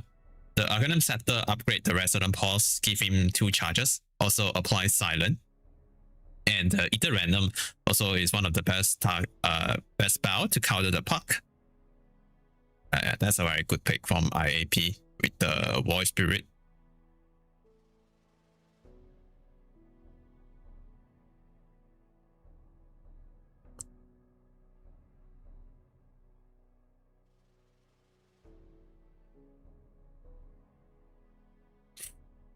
To be honest, this game I actually like IAP draft more. Yeah, because of the lane and the hero matchup, I feel like it's better on IAP side. The SF and Naga lane is pretty strong against Konka and Marcy. I kind of worry for Zorin and skill lane. The lane against Void Spirit should be Void Spirit flavor because of the hero matchup. Alright, game number 2, YG versus IAP. Let's go, boys.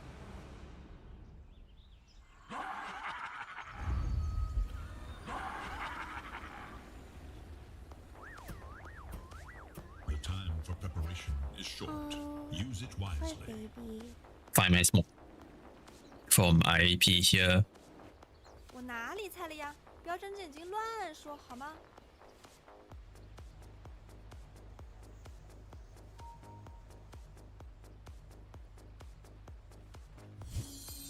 Oh, KC's gonna run into Krish. I thought they can kill Juggernaut because of the Blade Fury, right? You can just spin away. And 1 Radiant Ward here. Yona plays the ops with a cover of smoke. And now YG is gonna go for the 5-man spot. Delay has a ball of speed. And oh, the smoke got break by Jollibee over here. Slow him down. Well, with Tolan and the rebound stun actually instead of the dispose. They're still holding the Blade Grenade. And Jollibee. Okay, so I walk into the tower to give the first blood to young PH. I think that's okay, right? Yeah, because you want to die fast, so you could respawn faster. And looks like it's gonna be 2 for 2 bounty runes. Like giving the first blood here to the Puck is gonna change this matchup a lot, maybe. Yeah, it mattered a little bit, I feel, in this matchup. Getting the early bottle, or you can just buy some stat item also, right, in this matchup. But the extra goal is gonna help. It's gonna help young PH a lot.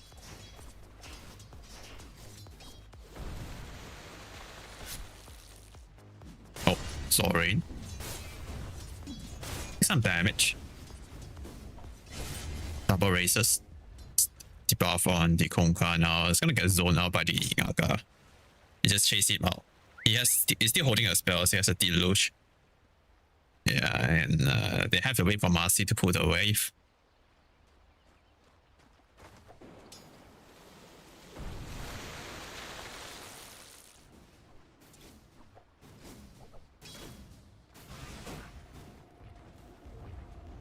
That one Tolan is really hard for the lane.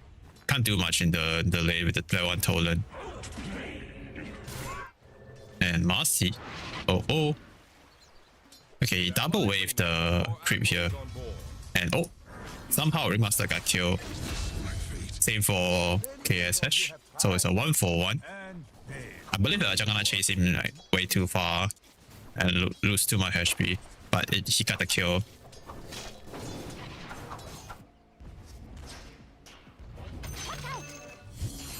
Oh, it's the last hit.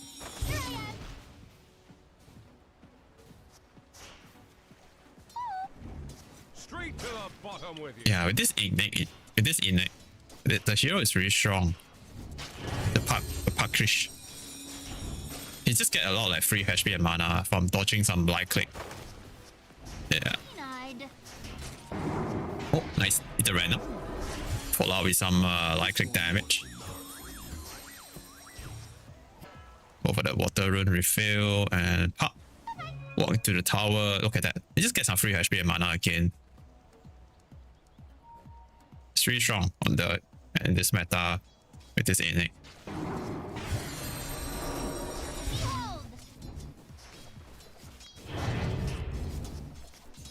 Radiant's courier makes the ultimate sacrifice.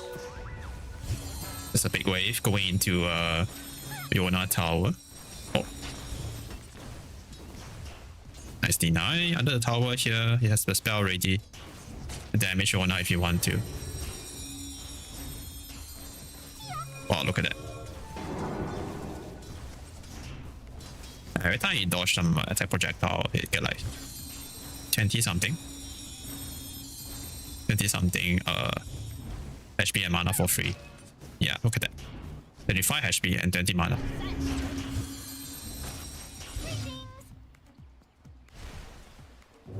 Oh, that's the combo. The Ink Spell into the Blade Fury combo. PC got silent by the Phantom Embrace. So much damage. That's a very strong combo. He also has no point to escape act to counter that. But even he has, he can't dispel the silent, right? He can't deal with the silent.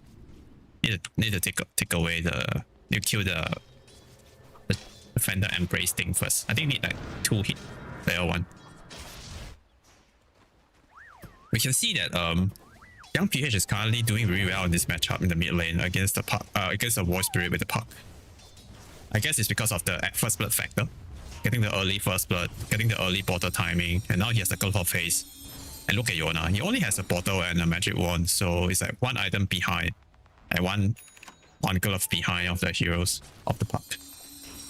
The constant light click, the constant damage, the spell, kinda hard for Void Spirit to catch up. Also, he has these innate. That's gonna give him free sustain. Top lane, Blade Fury, spin down, chase down the Pangor, and KC might be the next one if he's not careful. Good spell right there, but I don't think it's enough. Yeah, this early phase boot on Krish. It's gonna help me to chase down the target. And me on the bottom. Yeah, this is a lane that I think want to do well. The Deluge slow. Oh, Zorin, can he get the life kick off? He has a ball of speed though. Oh, but the racers got him. Oh wow, look at Jollibee. Oh, he tried to deny himself to the tower, but he saw Marcy TP down, so it's gonna walk the other way.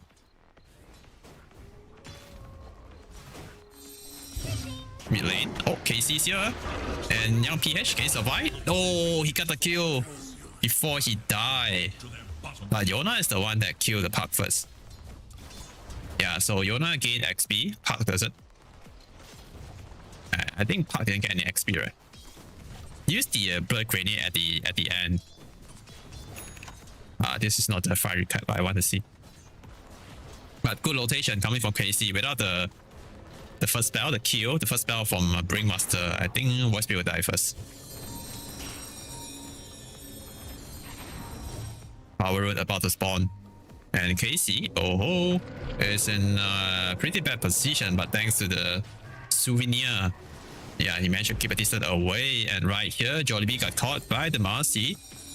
They still have the rebound ready for the extra control. And the rune spawn bottom is gonna be Illusion, pick up by Skillay. Yona is level 6 now. He has 2 Exo Step charges. He used 1 already. He has a second one ready now. And he's still holding a spell. That's how a Void Spirit player do, right? Hold at least 1 charge. So he could jump back. And bottom. Oh, wow. Good rotation from Krish. Didn't see that coming. Yeah. With the Konka X-Smart Totem combo, I believe, into the Jagana spin that got the kill on SF. That's a pretty good kill.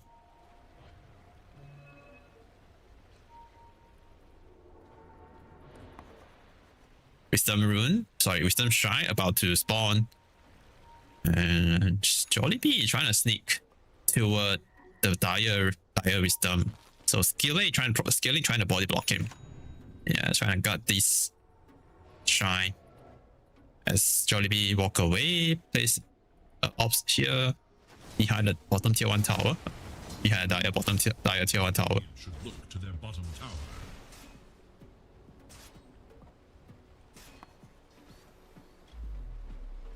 Pango is currently the highest net worth, I'm surprised, on the Raiden team. Yeah, because of this double jump facet, right? The hero is tankier in the side lane. Yeah, if you manage to hit the hero with the double jump, you have some like free barrel, free shield to lane.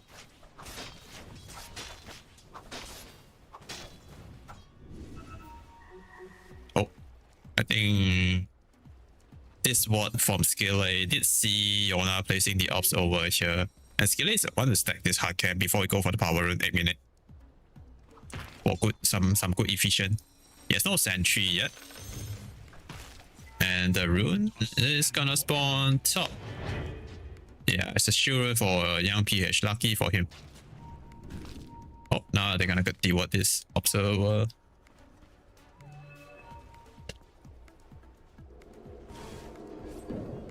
Juggernaut.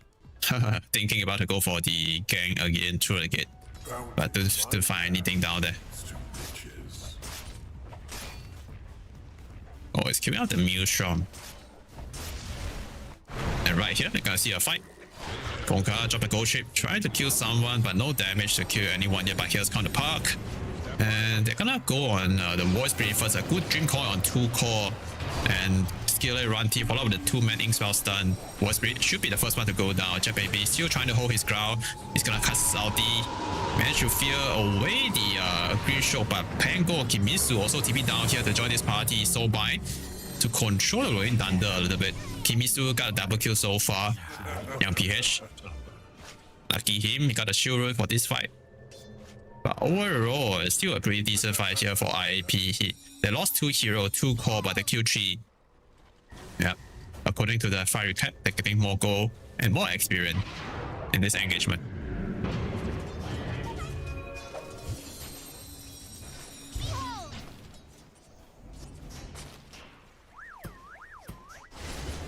Bottom lane.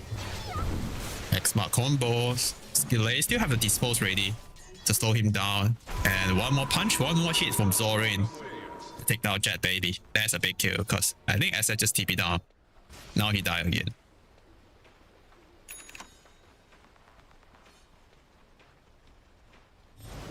minute power rune about to spawn in less than 10 seconds. And both mid laner and Park and Void Spirit, both of them really rely on the power rune a lot to rotate sometime. And oh, Yona actually gonna circle the regen rune on the top side. And now it's heading to a top. It's not gonna be easy for them to kill the Juggernaut. But Yona's gonna try.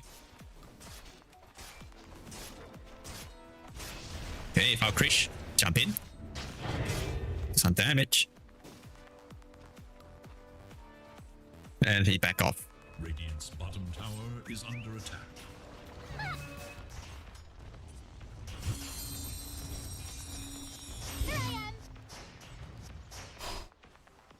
Radiant's bottom tower is in danger. Almost 11 minutes now. Dire's top 1k goal lit on YG with 62% win probability.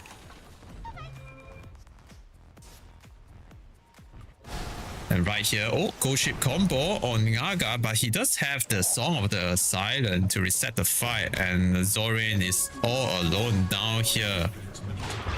Oh, trying to kill the Naga, he used the Song, trying to keep himself alive, Jet Baby. Oh wow, he typing good kill the Naga. I think it's okay for Zorin to die now, but he's just trying to buy some space. Yeah, just trying to draw all the heroes away, and even the neutral is helping him. It's random. Finally, they finish the kill on Zorin, but I will call that a big play created. And look at what the rest of the YG members doing here. Yeah, in the Radiant Triangle, stealing the farm, stealing the stack. And they see Jollibee on the top. They have the spell ready to go for this kill. And oh, hitting what? Got killed by the Naga. But I think Jollibee will go down. Use a mirror image to buy him a few seconds, but it's not gonna do much. And go Ruin Thunder. This is a kill on Skillay. SF also here to join the party. He has all the spell ready. And Krish. Oh, Misash dodged the vacuum and the spin is ready, but he's kind of low on HP though. You need to be careful. He did go down at the end. But Jet Baby also very low on HP. Zorin. Oh, big damage. Yep, but IAP. Yeah, actually somehow winning this fight. Yeah, Zorin he didn't use his ghost ship. I believe he's on cooldown. Now is oh, nice side step there to dodge the attack. Yeah, I believe the ghost ship was on cooldown or something. He couldn't get the ghost ship out in time. So end up it's a 2 for 3, another good trade for AP.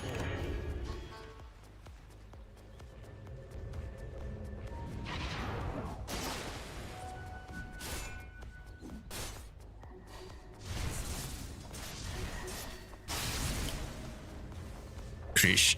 He's gonna try to take this bottom tower down. Kimizu TP down here with the diffuser blade. Oh, be careful, Kimizu.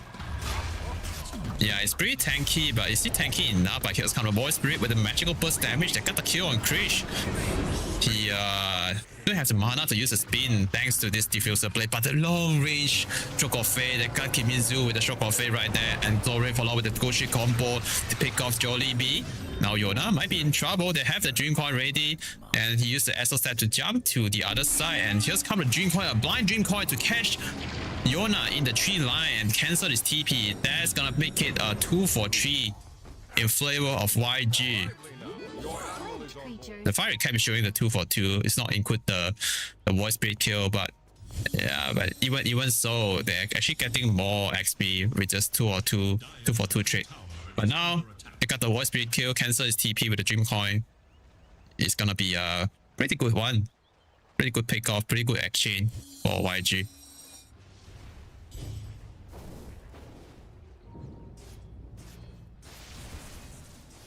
Dire's top tower is under attack.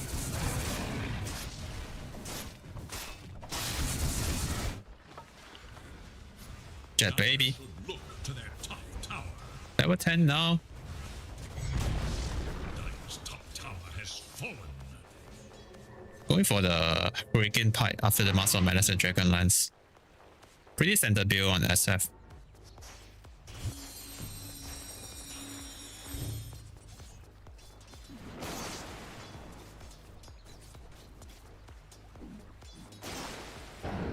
Yeah, Zorin also getting pretty farm. Blade Meal going for the Radiance next. Despite having a Tower is under rough lane against like Naga and SF, right? He still managed to do pretty well. Yeah. The one that struggled the most is Yona on the Void Spirit. And this hero don't farm very fast. And he need that scepter to be useful now. 2-man smoke from YG support, Skillay and Rune. Running into the Dire jungle, they might find someone. It's gonna be the SF Jet Baby. I think he sent something also. Okay. Oh, it looks like this sentry, the Radiant Sentry also did see this also. Let me see. Oh, the catapult didn't have the vision over the ops over here. There is little hope for Dire's middle tower. Middle. Oh, random song. And now he's in trouble. X-Mark Tolan. And they puts him down. That's a mistake from Jollibee. Not sure why he pressed the song. I think it's a misclick. Atrian Blink Dagger online on Young PH. It's really strong now at this moment. It's kind of hard to stop him. Radiant's middle tower Before they get Scepter on Void Spirit, I think Park's gonna have a good game. But speaking of Scepter, 60 minutes now and half, Yona just got his Scepter online, so it's go time for them to kill the Park. With double charges, 2 charges on the Resonant Pulse. And oh, meanwhile over here, top lane, SF's in trouble. And looks like it's gonna be fine with his team at his back and Loon. Oh, it's gonna be the focus here for IAP. Kimizu running in with a Loin Thunder, doing some good damage in a team fight. And so far, no one is dying yet on YG. They couldn't finish any target because of the healing wall, keeping everyone alive. And Pango is in trouble too. He's dead. Buyback coming from Ringmaster. And Zori trying to catch more heroes with his X-Mark. Yeah, that's the problem for SF, right? He can do a lot of damage, but it's very hard for him to kill people if there's no good solid control to follow up. Yeah, there's a Pango loading around over here at the back, but SF wasn't close enough to dish out the damage at the same time.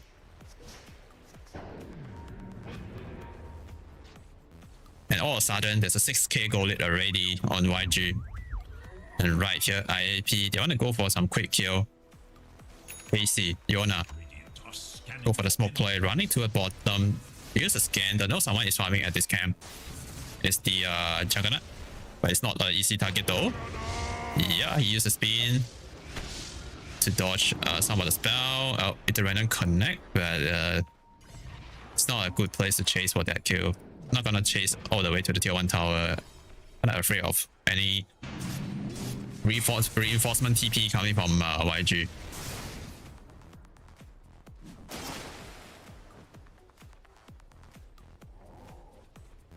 And Kunkka changed his mind. He go for the Pike on inside. Yeah, that's a good item this game. Dire are scanning for enemies.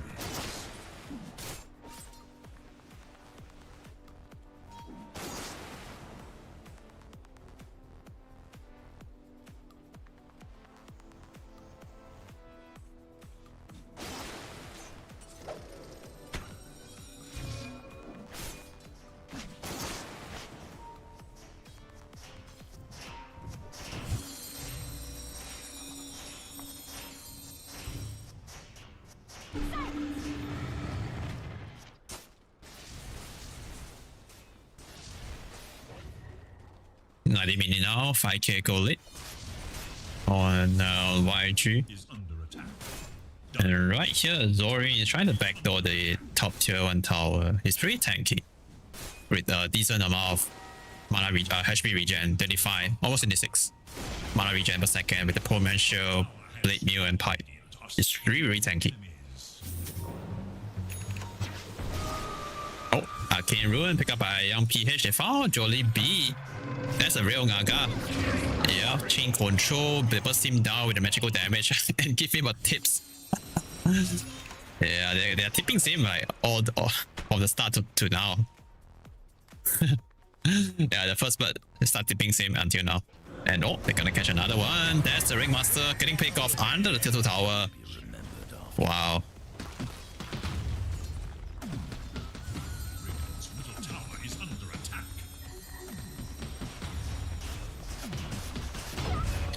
Yeah, should be able to take this tier 1 tower, tier 2 tower down in the middle, and maybe can go for the Roche. Juggernaut is strong enough right now to go for Roshan. Miona about to complete.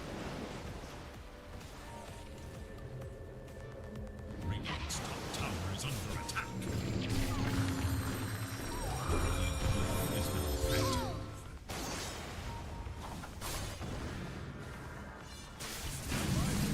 They're still camping around here in the Radiant Triangle. Maybe I'll take this top tier 1 tower down, or tier 2 tower down. And right here, IAP, they're gonna react to this. Tower is under attack. For enemies. Oh, big fight. Ghost Ship combo on Kimizu. He has the Loin Thunder and the song to give some room for Kimizu to cast his spell. For with the Ring of Wonder.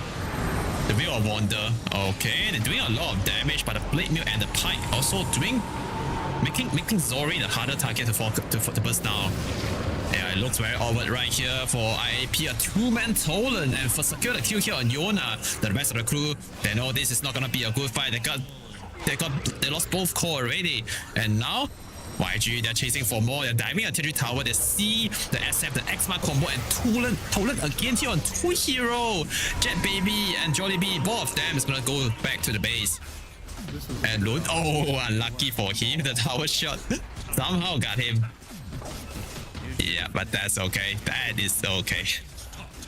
Still a very good fight. Yeah, the Q4 hero. Yeah, and they can now get a free set of Rex here on the top. Be careful, Casey. You don't mess with that. The X-Mark Tolan pull out with some damage, can easily kill him. Very disciplined play coming from YG here. They win a big fight on the top and get one set of Rex, and they get back off. Not gonna overplay this one. They're happy with this amount of lead right now. 14k at 22 minutes. And the graph is slowly, not slowly, but fast, rapidly going down here for YG. All the way for him. All the way for YG. 93% with probability. Oh, another shield rune. And now he has a BKB. Wow. Yeah, Voicebeat can't counter the Park anymore. And meanwhile over here, Zori in trouble. He's getting going on here. They use quite a lot of spell for Kunkka. And Park gonna jump in to zone the backline hero. Dreamcoin connect on Casey. But there is no follow-up after that. And now Young PH forced to press BKB and run. But he's still taking quite a lot of physical damage. And that's a big kill for IAP. Big mistake coming from Young PH. Overextend, overplay that one, and overestimate his own power.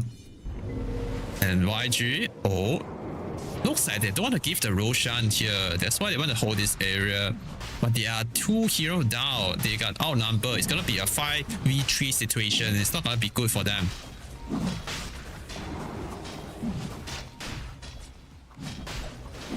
Stream smoke from YG. They are coming from the different angle. The CKC here, that's a good target, but they want to go inside the Roche pit. That's so Ingswell stun into the pick me up fast, jump in. They got 2 big kills just like that.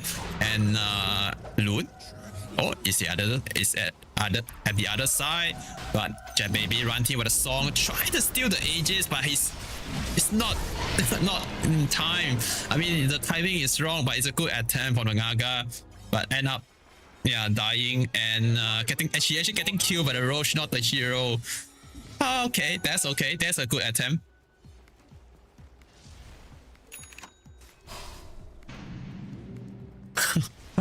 Yeah, I can see why they go for that kill. I go for that play, right? Because it sleep everyone. Maybe somehow can get the Roshan last hit and steal the Aegis somehow, but end up getting killed by the Roche and giving the Aegis away to Krish. But yeah, it's a good attempt.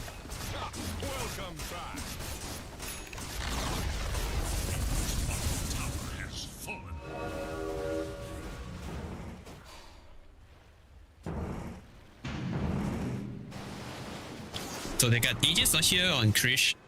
It's pretty fat right now, sitting with 17k net worth. Yeah, you can try to go up to hit high guard a little bit. Oh, Kimizu commit the Rolling Thunder. Trying to do some damage, do some control at the back, and the Dream Coin at the front on the Naga and the Void Spirit that burst on the Naga. SF also getting focused here by the skill lane. And Marcy, post for Marcy with the BKB just running in, constantly killing people, and he got another one down. 2 support down already on IAP Jet Baby. Oh, waiting for a good Requiem, but meanwhile the backline Trish with the Omnish has secured a kill on Kimizu, and also they found the SF in the tree line. Followed with the X-Mark Tolan, and he has no BKB and he's dead. No buyback as well. 50 seconds without SF. Not sure how they're gonna defend this one. Yona managed to jump back to the fountain in time. Almost got him inside the fountain, but the damage wasn't enough. Sorin. Go-tree combo on Kimizu into the Tolan. There's no more damage. Oh no. Sorin is a bit too far away from his team. It's a bit deep from in the enemy fountain. That's a wrong base, man. That's a wrong base. That's not your base, man, Sorin. Oh no, he got punished. It's kind of like last game, right? Last game they're doing it over here. Yeah, YG. They know they are winning so hard. Yeah, that's why they can afford to go for this play.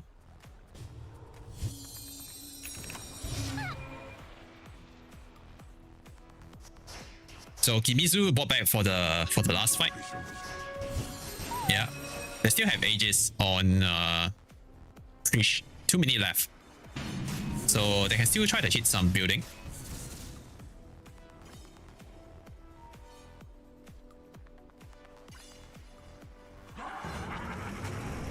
Oh, Kimizu. Going Thunder, trying to kill, trying to snipe the support down. But the rebound is gonna keep Loon safe. And now Kimizu might be in trouble. He got silent and the Shift Slash command. And that's a dieback on Pango for 70 seconds. No Pango. It should be go time for them. YG. They're coming in with full squad.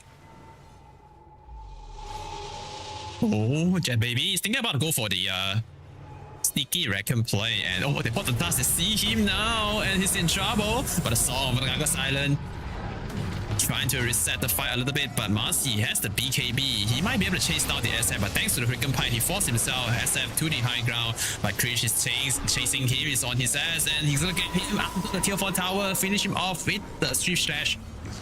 He still have the big Army Slash ready for the another bigger kill. This is a good opportunity to learn. Oh no, oh no. IAP. How they gonna defend this?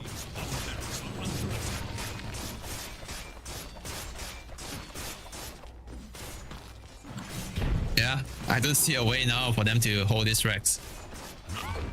And 20 seconds more without SF. They can try to go for this mid Rex. Aegis will reclaim in 30 seconds.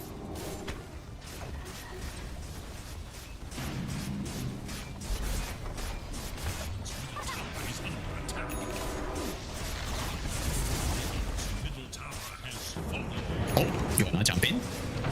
Oh, but it's gonna get silent and he has no way to dispel it. He might be in trouble. Soul Bind connect as well on the Pango and the Void Spirit. He's pretty tanky, but not tanky enough. And SF is a Requiem. Trying to do some control at the back line. And the Street Shack on his edge bouncing around on all the Radiance heroes. Secure a kill on Jollibee. Krish, he can run in right now if he want to. The Aegis is gonna heal him up. And the double G drop actually on IAP. They know this game is over. Yep, they are too far behind. I don't think they win any team fight. Yeah, they didn't win any big team fight. Now you can see right here from the graph. It's all the way for YG. Yep. Yeah. It's a quick 2-0 for YG today. Very well deserved victory for them with this solid, amazing performance.